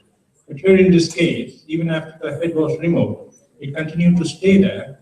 That means it is kind of justification of the modern perspective with respect to consciousness. Could you kindly clarify on that? Thank you. Yeah, in Vedic understanding, actually, like there are so many explanations. Ganesh, one of the famous explanation is there. His head being replaced by elephant head. So it is not new thing to Vedic science. We know it. It is already there in that. So the thing is that when they, what you can say, remove the head of the monkey, they keep it, with some special, heat exchangers where the fluid is keep on circulating with, necessary conditions. And actually, you can do some manipulation to the living system to the extent it can, what you can say, adapt to that. Like genetic engineering. Sometimes you put some genes, like goat gene or some other gene in some other species. And sometimes the species become diseased because the species don't know how to use that body. You can put artificially, certain changes to the body, but you don't know how to use that body actually. Because what Vedanta is saying that body is a biological expression of consciousness. According to your consciousness, your body is being given to you, and you can utilize it properly. So, depending on that, what you can say, the monkey's head transplantation they did, there is a limit. Within this many hours, you have to transplant. Human head, but they did research and they found out that one, what you can say, hour, you have to do the transplantation. And for the cell, they assume that the nucleus is the brain of the cell. But still, they found out in the cell, when you enucleate it, you remove the nucleus, still the cell survives for 3 months.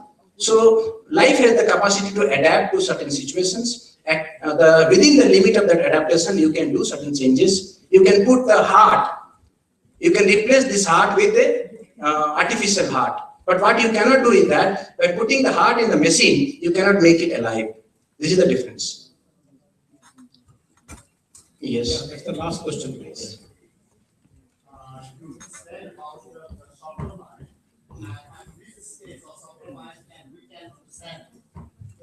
At which stage does we can understand the subtle mind, the message of the subtle mind to probably like physical bodies or the living organisms? Yeah, it depends our understanding. Our understanding is coming from higher plane, depending on our inclination. Ye yatha mam prapadyante tam sadeva bhajamyaham. Sometimes scientists are thinking and some ideas are coming.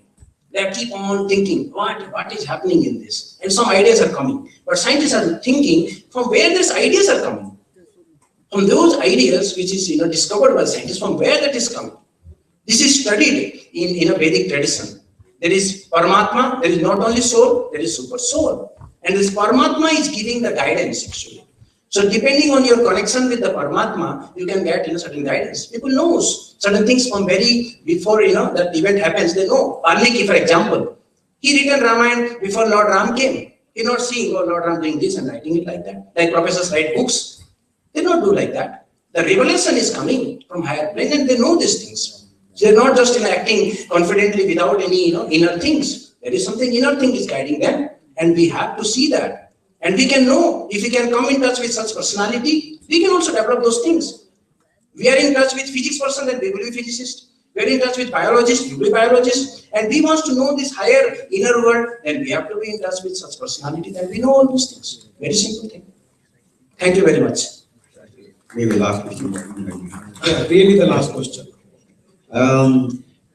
So in terms of the transformation of souls at the time of death, it's not easy to interpret this concept because during the entire human history till death, we are now just beginning to understand the process of life. So it indicates the complexities and our ignorance, our own the origin of life in this universe. So also regarding the origin of life and the origin of universe, so this cannot be explained along with the cognition and the consciousness, because there is still a lot of complications and we still don't understand. And as we try to understand the science by evidence, and however there is a lot of there will be a lot of discussion and debate regarding the evidence and science and the religion. So as we understand the complexities about our own life. After doing a lot of experiment and the understandings. Sir, can you ask the question? I simply want to understand regarding the transmigration of soul at the time of the death. So this could be still more elaborated with a lot of the evidence and the proof.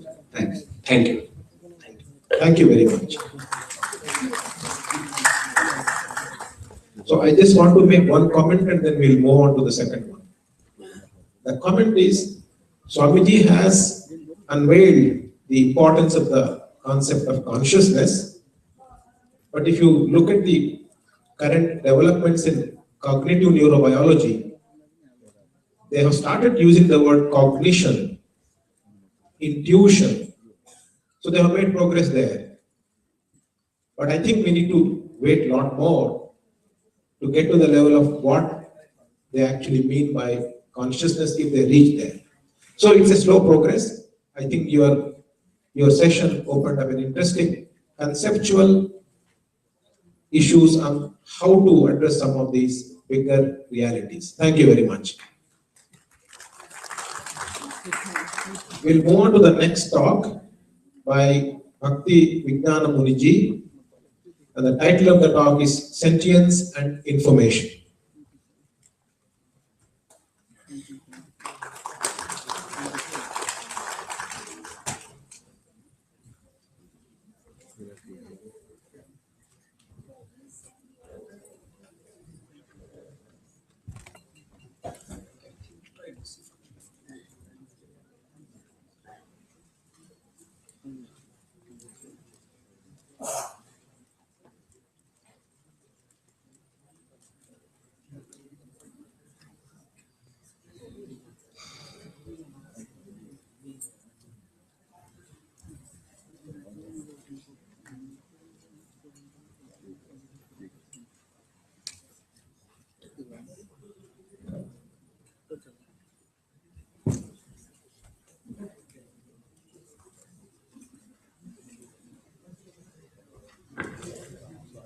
ओमज्ञानतिमिरन्धस्य ज्ञानञ्जनशलाकया चक्षुरुन्मीलितं येन तस्मै श्रीगुरवे नमः.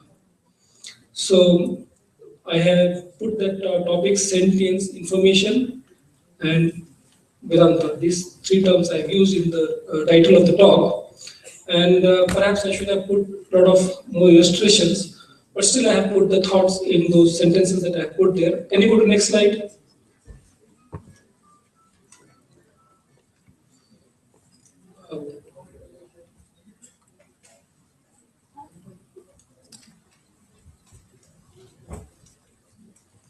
Yeah.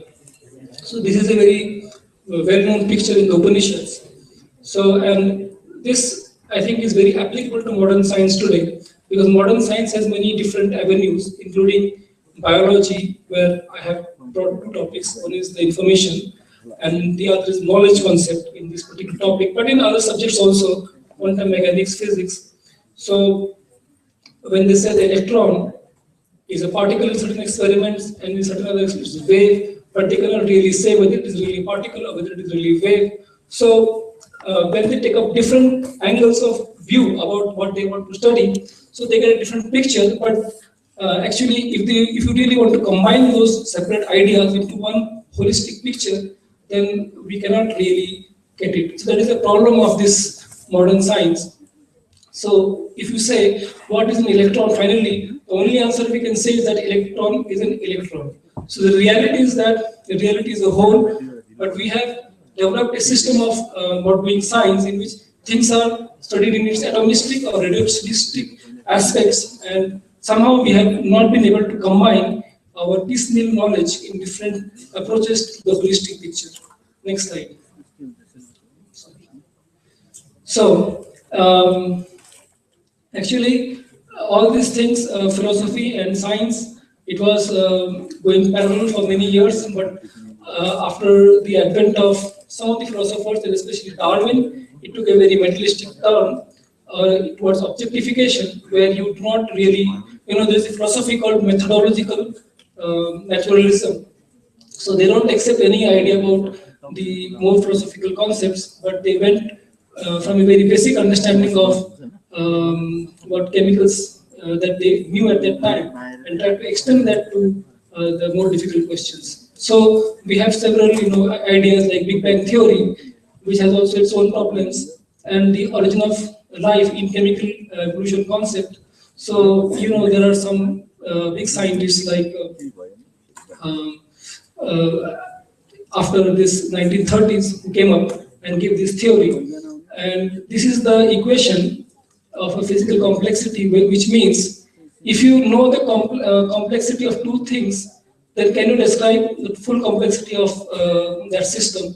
So if you can get an equation like this to describe the complexity of a particular subject in hand, then you describe it fully according to a reductionistic idea. But such an equation has not been realized for living systems. So this is what von Neumann was trying all his life, but he really didn't succeed at the end. The other thing is the evolution theory. Evolution theory has one basic premise. In the beginning, there was only some this inert nature, or or rather the insentient nature, and the chemicals somehow they mix together under the external activity of the environment, and it produced some very primitive cell.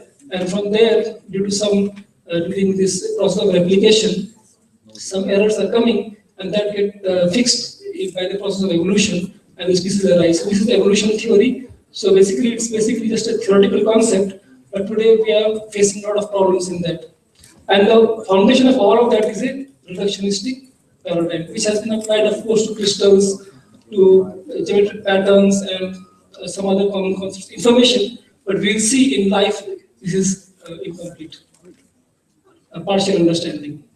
So now information, the thing is that actually in modern thinking, a lot of literatures are being written about information, especially after Schrodinger. Actually, he asked that question about negative entropy, and we have the idea of Shannon and Fisher mainly.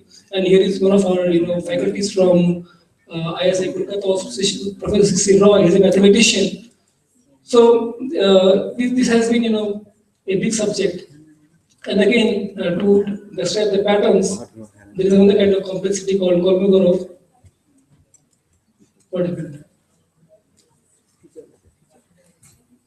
Complexity.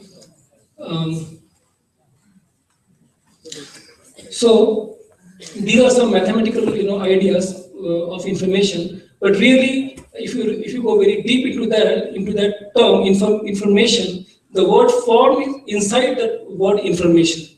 So that means in today in modern times we don't really think about form, but actually in the ancient thinking, form was something very fundamental. The form and function and the form and matter, these were very important questions, but we have somehow missed it, and we have applied these ideas of information today in biology as well. So something what happened?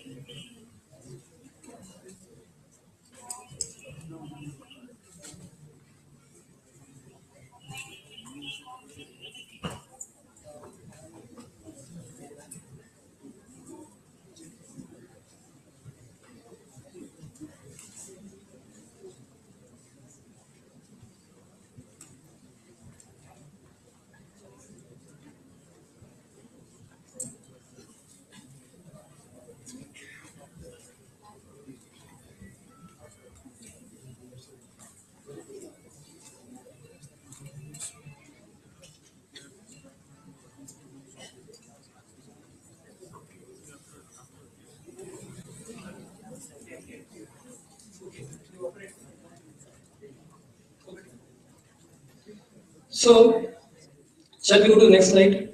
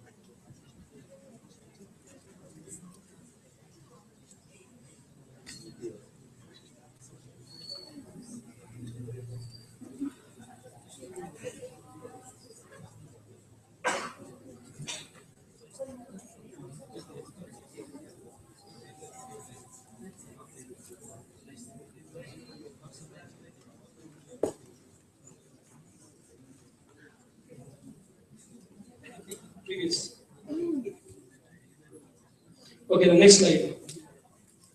Next slide. Go to next slide. Yes. So actually, in the field of information theory, Shannon is a very important mathematician. He published one paper in the Bell Labs, and he explained the concept of information in terms of uncertainty, and based upon the probabilities of an event. And it has certain regions. You can see the idea of coding, the channel, and then decoding from a source and receiver. So this type of thing. Information can be always produced whenever there is some correlation between events, and whenever there is somebody does not really give, it does not really explain how things happen. But whenever there is some correlation between different events, such type of information can be given.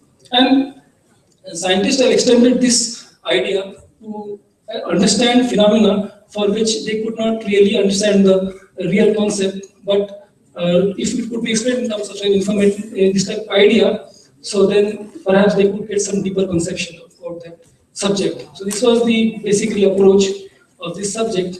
But as we have written, the difficulty is that suppose there are 3 newspapers published by 3 different companies, then for a reader, the information amount which can be calculated may be exactly the same according to certain statistical, mathematical considerations, but the meaning content will be completely different from one newspaper to another. So since this, what it means for the scientist or the reader is not coming out from just this kind of information, so therefore there is a limit of this idea. Next slide. So again, this is the picture of Schrodinger. He actually asked that question, that it is by avoiding the rapid decay into a state of equilibrium that an organism appears to be so enigmatic. What an organism feeds upon is negative entropy. So there are many scientists like Roy and then Szilard and others in those days who developed that idea, and somehow they gave a negative sign to information. Actually, when you want to get some information, so you have to do some work. So in the process of doing that work, there is some entropy. So if that is related to the negative of that entropy change, so somehow it was connected to the idea of thermodynamics. But then still somehow it is very difficult to really pinpoint in which way exactly it is happening, the biological process. So therefore, since the explanatory power was lacking about the process actually, so if you ask the question, how an organism does what it does, then that is somehow lacking in that approach. So information in this sense can be calculated whenever there is these 2 ideas, contingency and correlation. And they are just some kind of quantitative frameworks. But if you take an example, sometimes there are trees which have some rings, and from those rings you can tell something about the history of the tree. So there is some correlation between the number of rings and its age. But if we really say how those rings are really formed, then we cannot say much from this idea of information. Next. So since only in this correlative sense, we can say that genes contain information about the whole organisms. So somehow genes have been related with the phenotypic structures and the the biological expressions, the morphological expressions. And to know something about the history of the genes is important. When Darwin came, he did not really know anything about the genes. And when Mendel did those experiments, so at that time also nobody knew what the genes were, but at least they developed some kind of predictive power by some analysis, and they could show how certain phenotypic traits can be passed on in the inheritance process. So somehow the idea of genes as some digital entities become very prominent after the work of Mendel. And after Crick and Watson discovered the DNA structure as double helix, somehow he was very enthusiastic, especially Crick, that is the secret of life. So the only question that remained for Crick was that to show how does this explain the living process. So because of that, he gave what is known as central dogma, which is the DNA, RNA, and protein formation by the genetic information. But now many questions are arising even in that central dogma, and we have one professor here also from CCMB. He will throw more light about it. But however, as soon as you bring in the questions of semantics and intention, then really we have no real idea to explain how the atoms and molecules combine together and produce mental states. So since there is no clear relationship between genes and phenotype in the form of distinctive instruction-like mode of causation, and since this is entering a very cognitive domain, so therefore we face some limitation in our ideas. So therefore, there are some other biologists who argue that information itself is a fundamental category. Of course, it's a big debate. Nobody really knows how to address it. But their argument is that because genes are made up of information, therefore information must be a fundamental category. Of course, that is a question of debate. Next slide. So it gives a fundamental problem to the idea of information when it is applied to biology. So since we have to deal with ideas like intention and semantics, which is creating a fundamental problem or a foundational problem to the materialists. So if you take a process, the amount of information can be calculated or measured if it is written down as an algorithm. But the question is the source of this information brings great difficulty because we do not really understand how the cognition is acting, what is the logic behind it, and how the whole organism is producing that causal function that is lacking in the gene-centered idea. Next slide. So therefore, again, this brings us to question of central dogma, and it was focused on the role of DNA, RNA, and manufacture of proteins.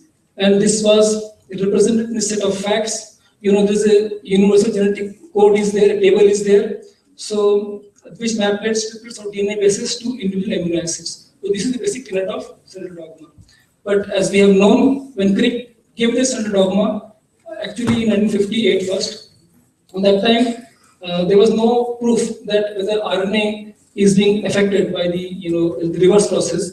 But later on, they found some examples, and then Crick wrote another paper in 1970, and he wrote, if unknown transfers were meant to occur in nature, in a natural process, then that will be a it will shake the foundations of microbiology. So that's what exactly happened in many research papers that appeared after that. And one of the prominent ones is the Nobel Prize given to Barbara McClintock for her discovery of transposons. So basically, McClintock developed the idea of smart genes, smart genome, and she actually was talking that the plant is very perceptive. It can perceive, and now the signaling idea is becoming very prominent, which means the cell regularly picks up signal from its cell membrane and transmits it to the genome and responds for its activity. So therefore, that raises a very fundamental question that how much control a gene has over the organism.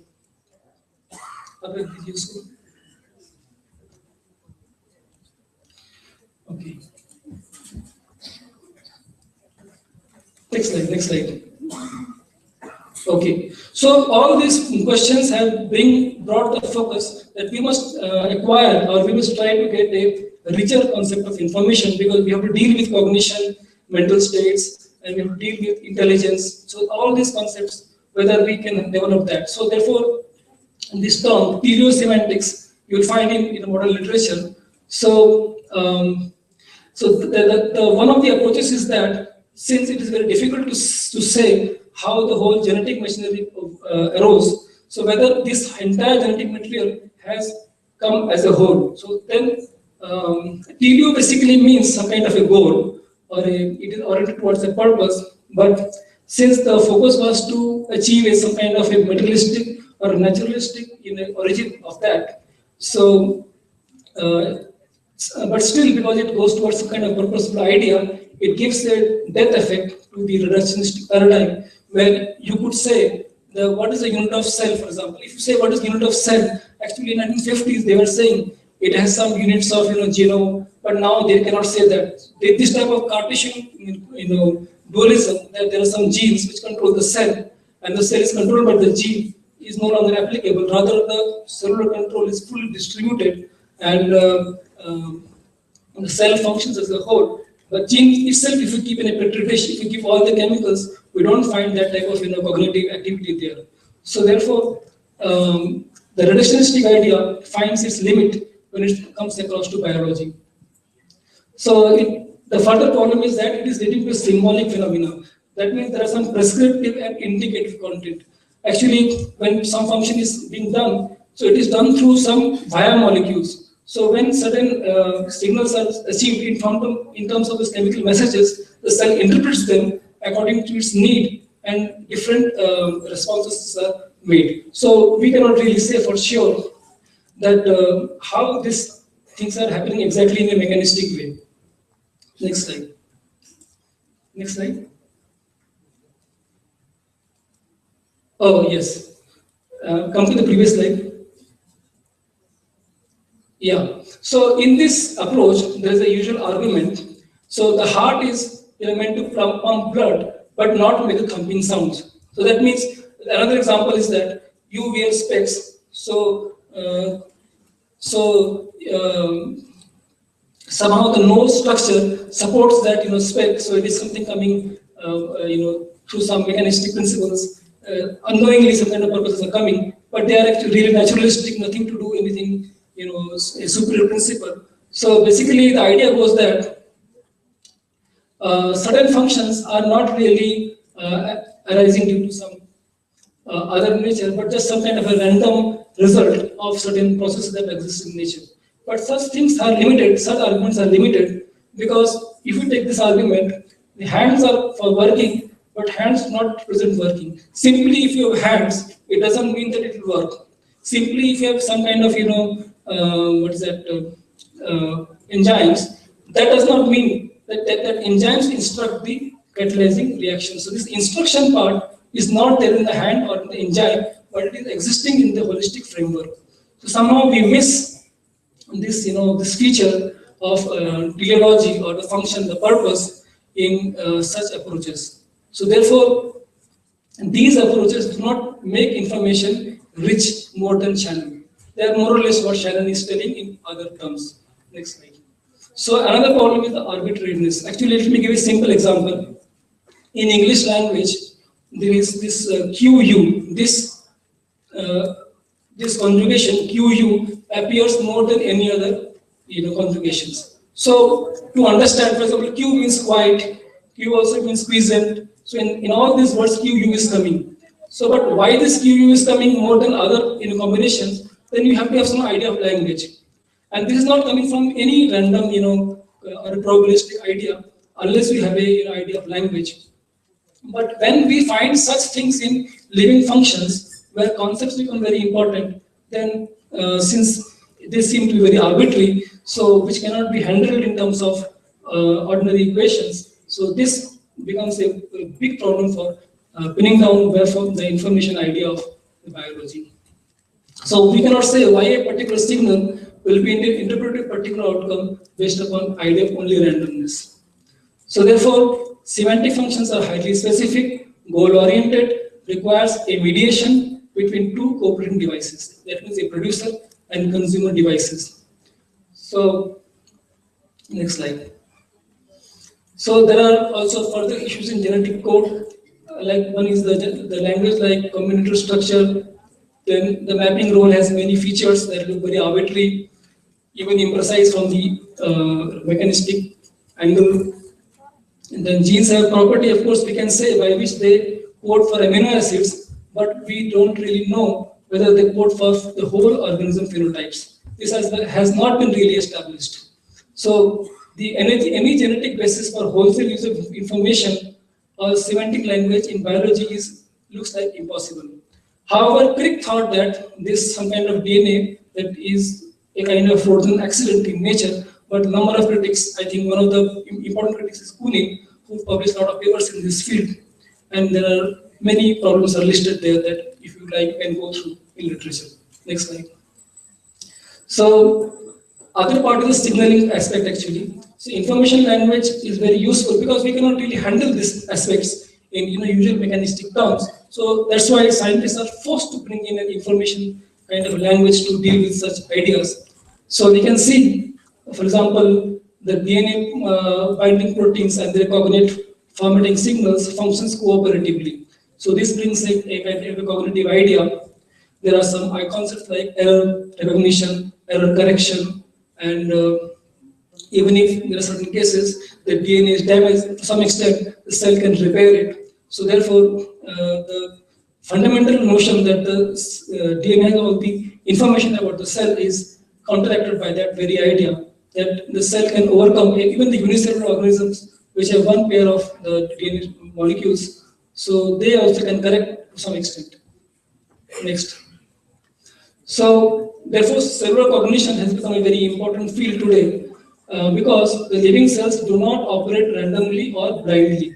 So they cognize, they continuously acquire information from the external environment and they judge their situation and they take decisions and respond. So therefore, they are monitoring not only their external conditions, they are monitoring their internal situations also. So therefore, the cells use this information to respond and guide processes that are essential to their survival, growth, and reproduction. So therefore, we can extend this argument to many areas of the research. Next slide. So other part is that it requires an elaboratory sensory system. So sensory means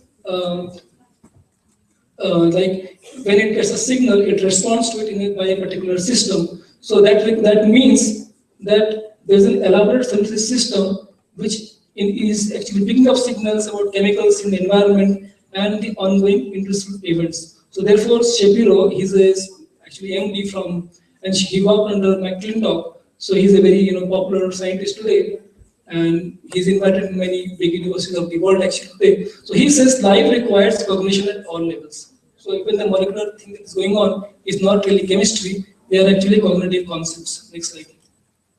So the hormones again is an example of that. So they are routinely described as chemical messages. So that means one part of the body conditions the activities of another by means of an intermediate molecule. So this type of symbolic idea becomes effective, where it guides the effective action, becomes an important concept. So these actions can be written down as precise algorithms that involve the use of choices or Boolean logic. This logic is used to map as a map to make good decisions about what to get on. So we can find a logical structure to the cellular functions there. Next slide. So other part is that ontogeny is very precise. Ontogeny is a very difficult question actually. If you know the history of this evolution theory and genetics, in the beginning of 19th century, there was a class of developmental biologists, and they completely disliked this genetic conception because the gene conception always forced people to look at the center or the inside the nucleus. But for developmental biology, what was important was the actual what they say epigenesis,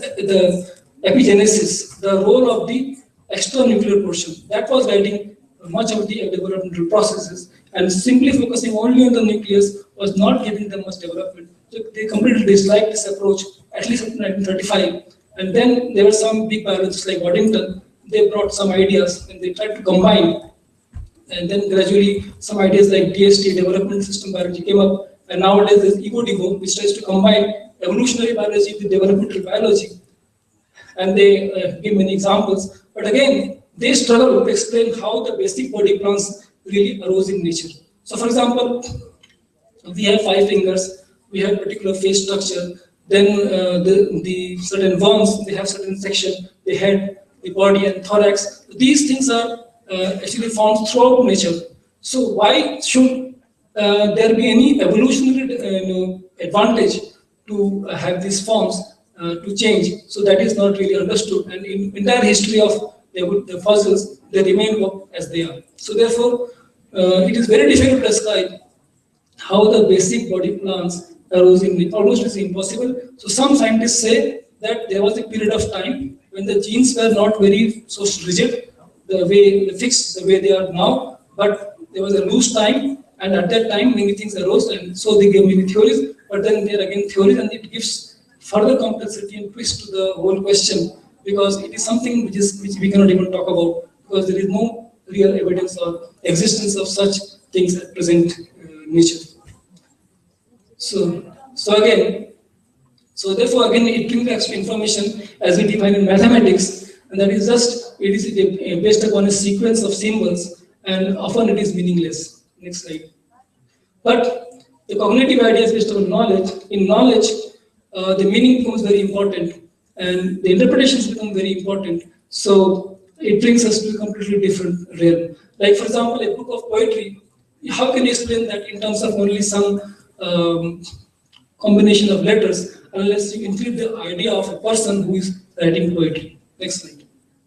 So we can, this is a paper from Miller, and he has listed many difference between information and knowledge. The main point is, however, is that in information we can't really talk about individuality, but when we talk about some knowledge, suppose somebody is interpreting an information in the form of a newspaper, then there is some kind of individuality is coming into picture, and the meaning becomes very important. So the knowledge is very dynamic, but information is very passive and digital, and no real meaning is there. So it is impossible to categorize and catalog knowledge through the limited notions of symbol manipulation that we have learned in mathematics and physical chemical sciences. Next slide. So this is another slide. Same idea has been pictorially presented. You know, if in bidding process there is a bidder, there is a receiver, and there is someone who has given it for bidding it. So if we just pass some papers, sometimes they will understand the papers. So to understand what has been passed, they have to talk to each other and get a meaningful understanding of what was being passed. So therefore, this personal interaction, this information becomes meaningful only when they discuss and think and come together and talk about it, and then they can decide which way to go. So basically, what is happening in the cellular biology, we have to deal with such concepts. Simply genes, in terms of molecular understanding, cannot explain the meaningful interpretations that are going on. Next slide. So what does it have, what kind of conclusions or what kind of implications it gives to study of life is that since they are intelligent, sentient, cognitive beings, and since they are goal-oriented, adaptable within the definition of species, and this is the Mace test, which is often used for intelligence. So, and again, this Louis Pasteur, he had experimentally showed that life can never be created from non-living matter, and that life can come only from life. So the living organisms have to be seen not just as a machine, but who have a capacity of acquiring knowledge, and based upon that knowledge, they have capacity to engineer their own cellular and genetic environment to respond to their needs. So Shapiro coined the term natural genetic engineering to highlight the capacity of the organisms to alter even their own genomes. Next slide. So therefore, since there is no Cartesian dualism in the cell, in the sense information molecules and functional molecules separately, we cannot really say. The entire thing is distributed and integrated holistically. So therefore, this removes any idea of reductionism there. So then again, this is confirming the more teleological concepts of Kant, who talked about purposeful artifacts as well as purposeful organisms in nature, distinguish them. So this becomes very attractive concepts within the evidence that is coming out. For example, a seed is a part of the tree. At the same time, the seed contains all the information that is there to make the tree come back. But suppose if I were to ground that seed into powder, can I reconstruct the seed from that? So answer is there is no evidence for that. So we cannot really say. However, in natural process, we see that the concept is never lost in any of the stage of the species. For example, the seed stage, then the sprout stage, plant stage, and then the fruit stage, and again seed stage. All of these actually are different moments of the concept of species. And the concept of species is there throughout. So therefore, in life and death, both, the concept of species is never lost. As we can see, life continues in the process of, like by which it produces a member of its own family in the process of reproduction. So that we see the concept continues. So this type of autobiotic systems we never find in mechanical systems. So therefore, the only conclusion is that a cell comes from a previously existing cell of the same species. In that sense, the species self-preserves. So of course, we can discuss many points here, but I think we just restrict it there to the informational idea. So therefore, information must be understood as a meaningful knowledge concept in life. Next slide.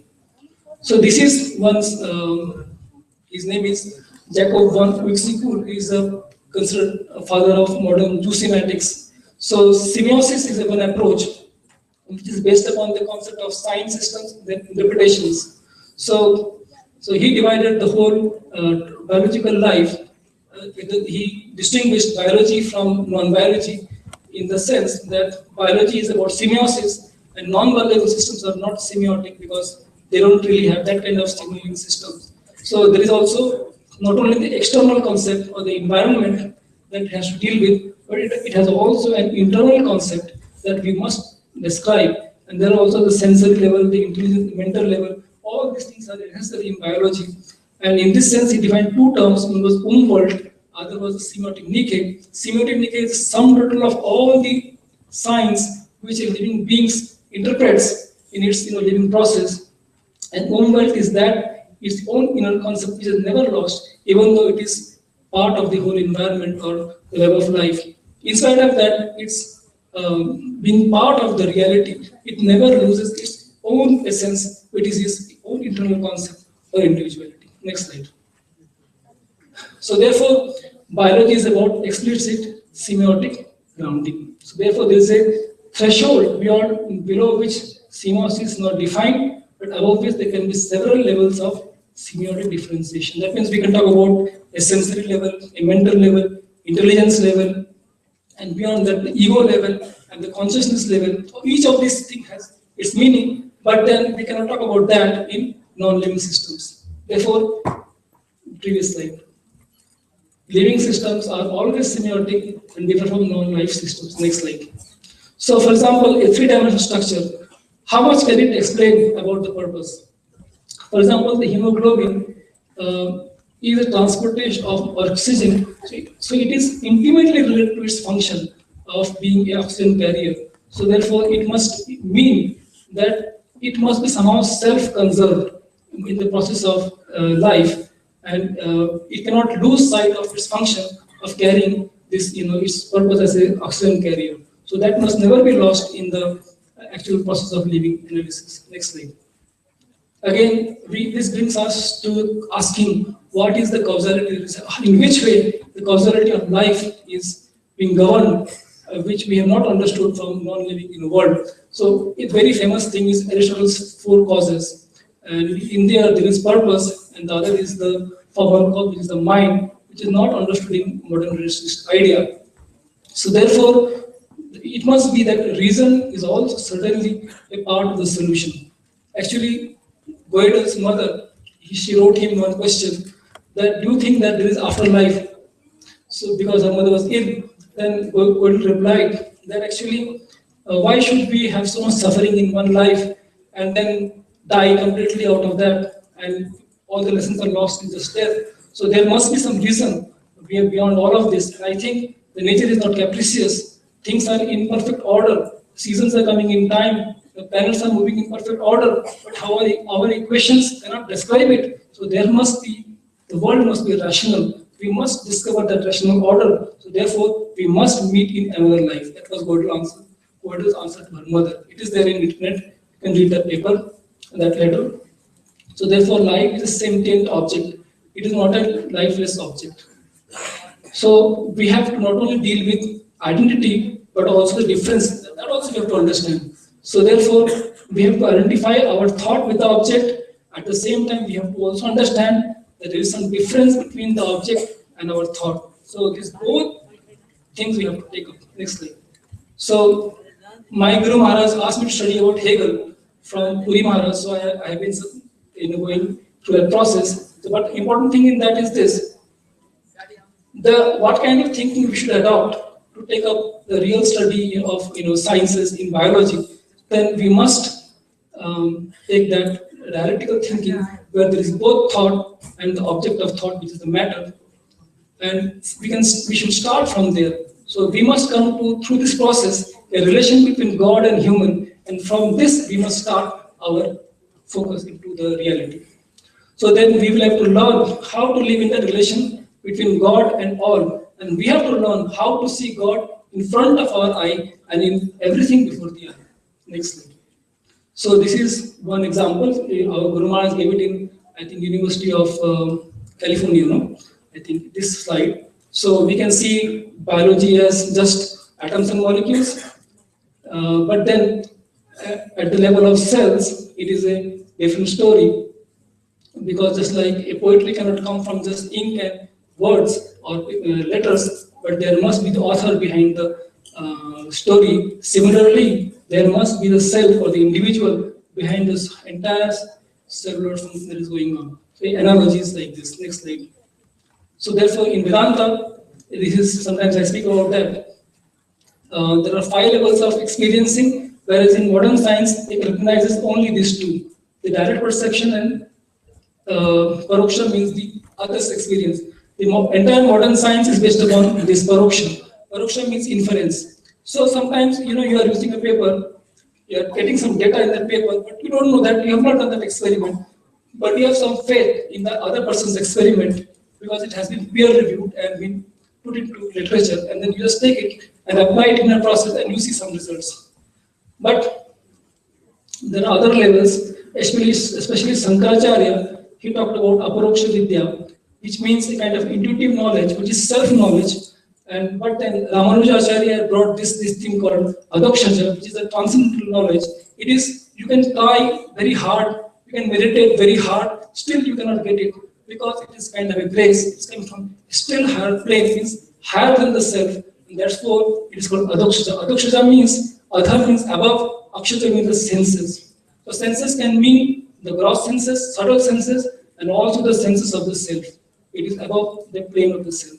And aprakrita is another plane, so it is the plane of love of God, but it is too high topic for this type of forum. Maybe another place it is possible. So these 2 are exclusively Vedantic concepts of Vaishnavas, but however Sankaracharya also brought us to this level. Next slide. So we have this Bhagavad Gita concept, 5 levels of being, Annamaya, Pranamaya. So this is also there in Upanishads. Next slide. Okay, the previous slide to bring. So the whole question is this: the task of reason is to comprehend how wholes are wholes, in which way our whole organism is acting as a whole, a cell is a whole. So that we have not understood.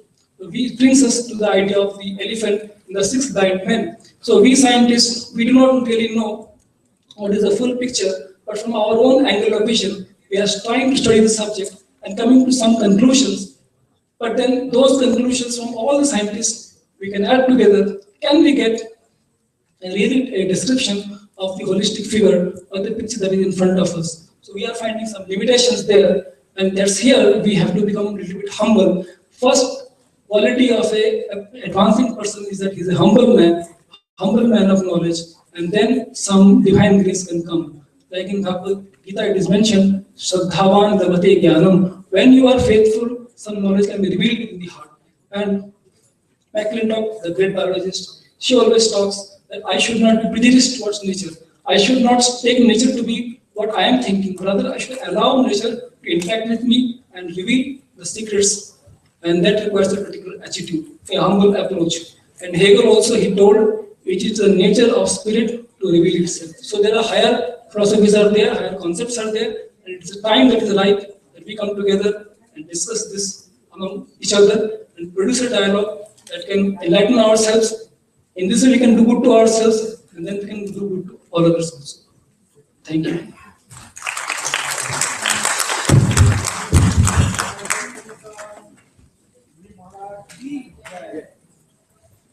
So, thank you very much. I just want to add a few comments that would essentially be synthetic to what you said. The central dogma in biology has actually now been significantly revised. Although the information does flow from DNA to RNA to protein, but now there is a lot of insight that this information flow has to function in the context of other information flows that are happening. Not only inside the cell, but between the cells, between tissues, etc. So, biology is multi-dimensional information flow. Exactly. And if you take genome itself, DNA itself, the gene that you're talking about is only a small percentage, 1 or 2%, which goes through this flow. 98% doesn't go through this flow, so-called non-coding genome. Yes. So there are now significant examples which show paradigm shift away from central dogma. So thank you very much. The session is open for pointed questions, please. Yes. That was an excellent presentation. I wish to make a suggestion that to develop a deeper understanding, a multidisciplinary approach of different fields in this type of very important consciousness study could be a little more result-oriented. I wish to give a small point for future research on the subject, especially the arousing of the consciousness interaction through our studies on yoga, especially the chakras. Some of the Ajna and Anagata chakras have the ability to absorb the thoughts from outside, and the root of these chakras are the same places where the ductless glands are situated, and the hormones that are secreted out of it control the mind. The mental body is controlled by the hormones, which are secreted by the ductless glands, which are at the root of the spiritual body, where you have the chakras, Anagata, Anagata chakra. And this is our consciousness interacts with the external world interacts with our own mind, and one control is taking place. It's a recent study which has come out with a synthetic and multidisciplinary approach of the yogic scientists as well as the molecular and biological scientists. So similar approaches on this, I believe, will have a great bearing on making the understanding of the Indian way of looking at things in a holistic manner to the external world and make them scientifically more intelligible. Thank you. So are there any other questions? Yeah, one more.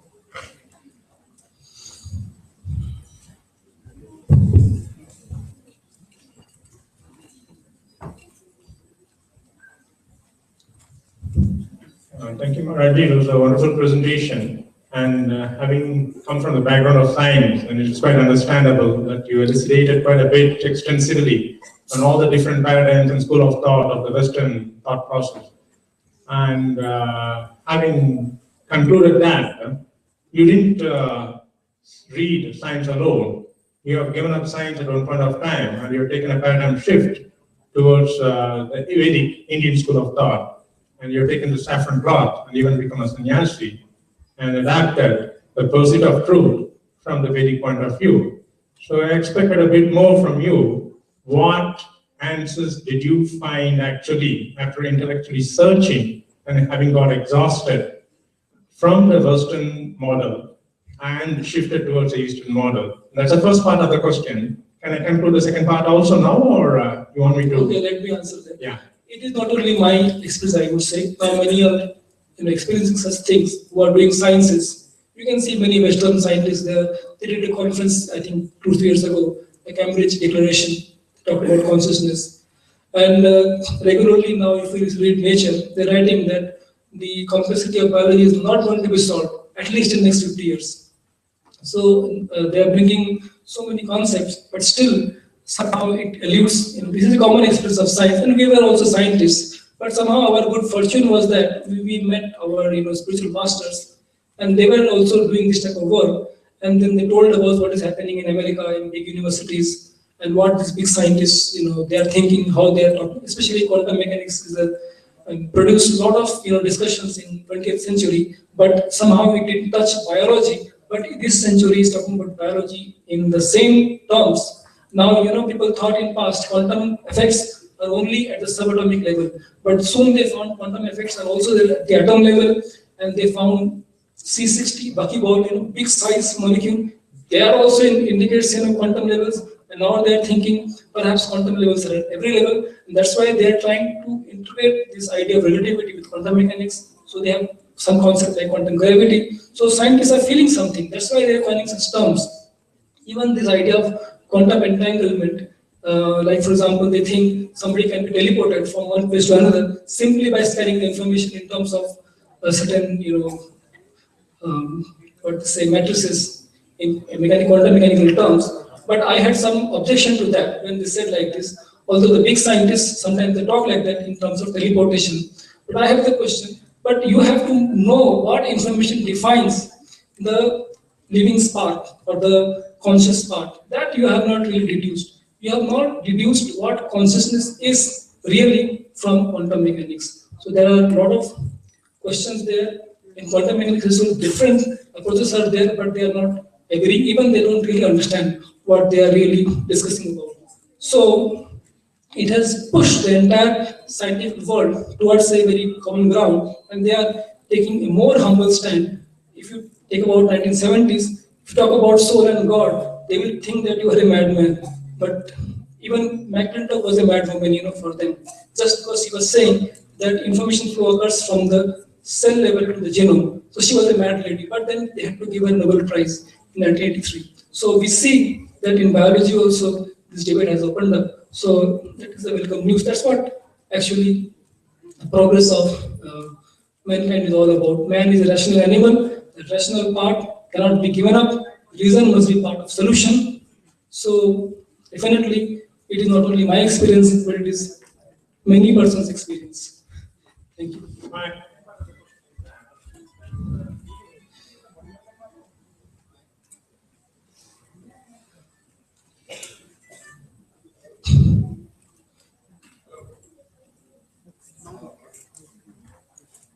Can you come to the front and ask the question? Yeah, please come. Come to the front, please.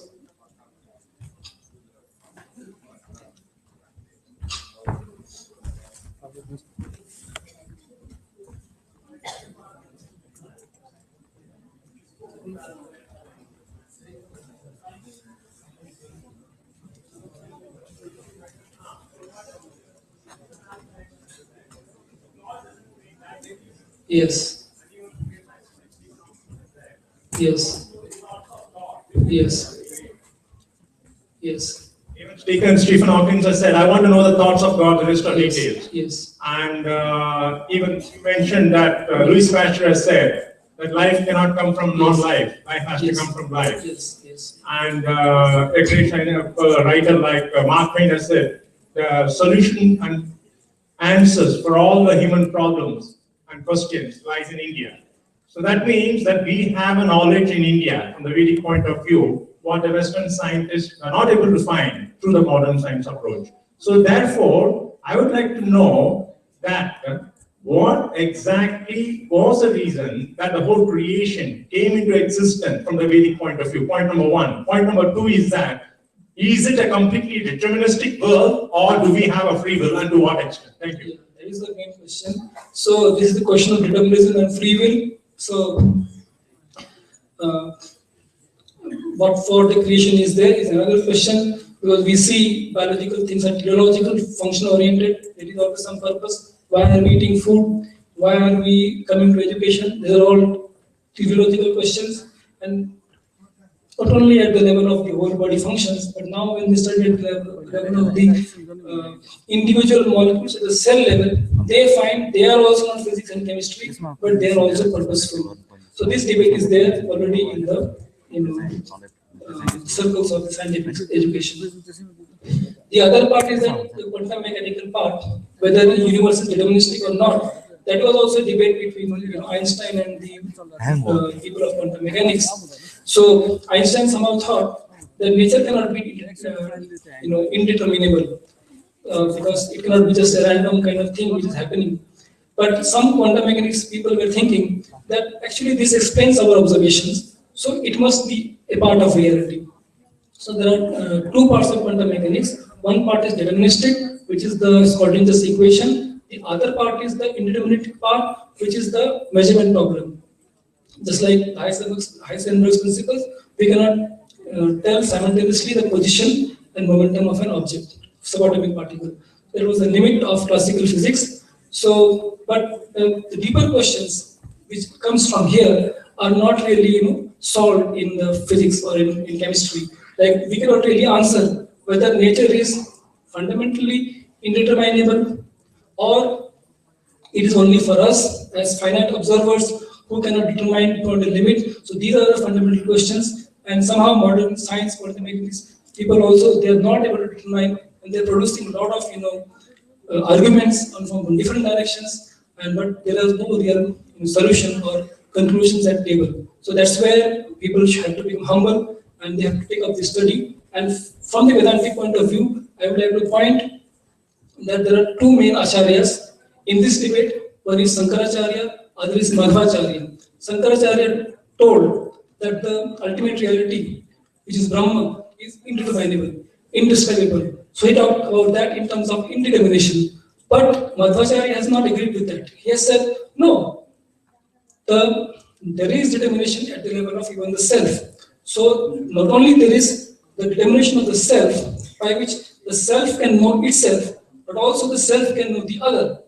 I can know you, you can know me, we can all know each other, certain limit. So therefore, it is not really fundamentally indeterminable.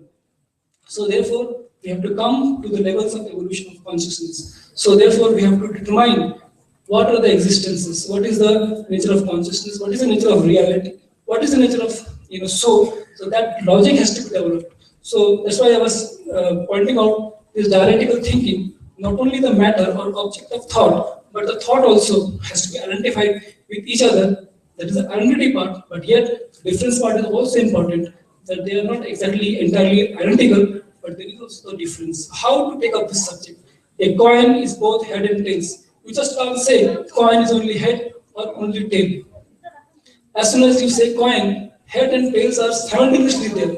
So when you come to life, as soon as you talk about life, the subject and the object arise simultaneously in definition. This dialectical thinking has to be taken up, and this is not only there in West in terms of the philosophy of Hegel, but it is there in India and has been developed by Indians. Like Madhvacharya's philosophy is dialectics. The Madhva tradition says that he's there is one pontiff in that line. His name is Jayatirtha. So he is the prince of dialectical philosophy. So dialectics was already there in Indian logic, also in Nyaya, but somehow has been forgotten today. The discussion is lost. We don't understand that. But when the Western people are producing that argument, it's a good time for us who are trained in these traditions to rediscover it and apply that knowledge into what is modern debate.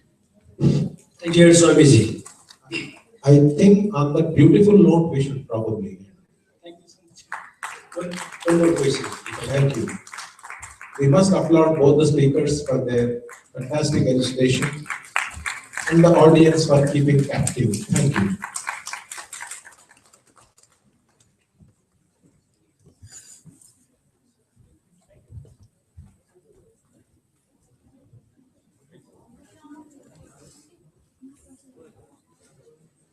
So this session comes to an end unless there are some announcements.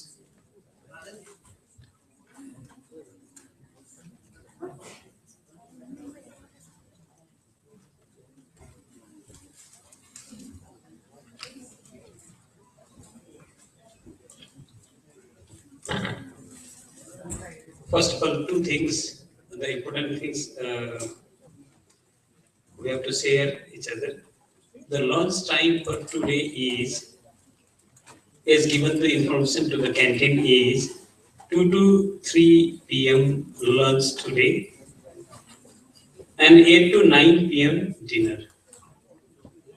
Tomorrow 8 to 9 breakfast, 1 to 2 lunch and 8 to 9 dinner tomorrow. This is the time given to the canteen. So that part I want to share with you.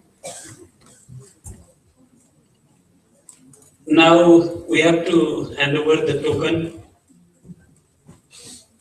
of appreciation. Already the chairperson has gone down. So I'd like to request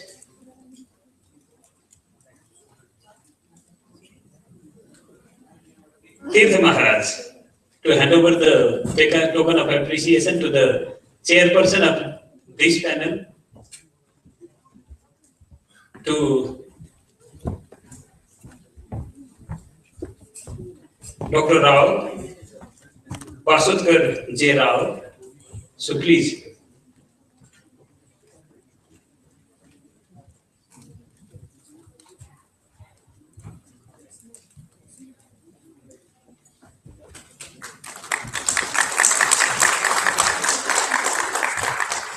and the wonderful presentation made by Bhakti Niskam Santa. We would like to hand over this token of appreciation to the speaker, the first speaker, Bhakti Niskam Santa. I'd like to request Tirth Maharaj to hand over this token of appreciation.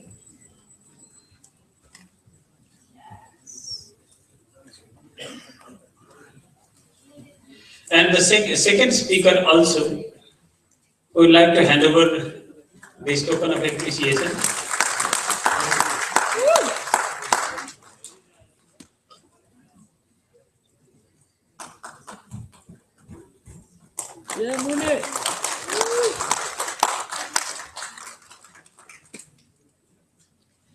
So already it is 1:45 and the lunch hour is given 2 to 3.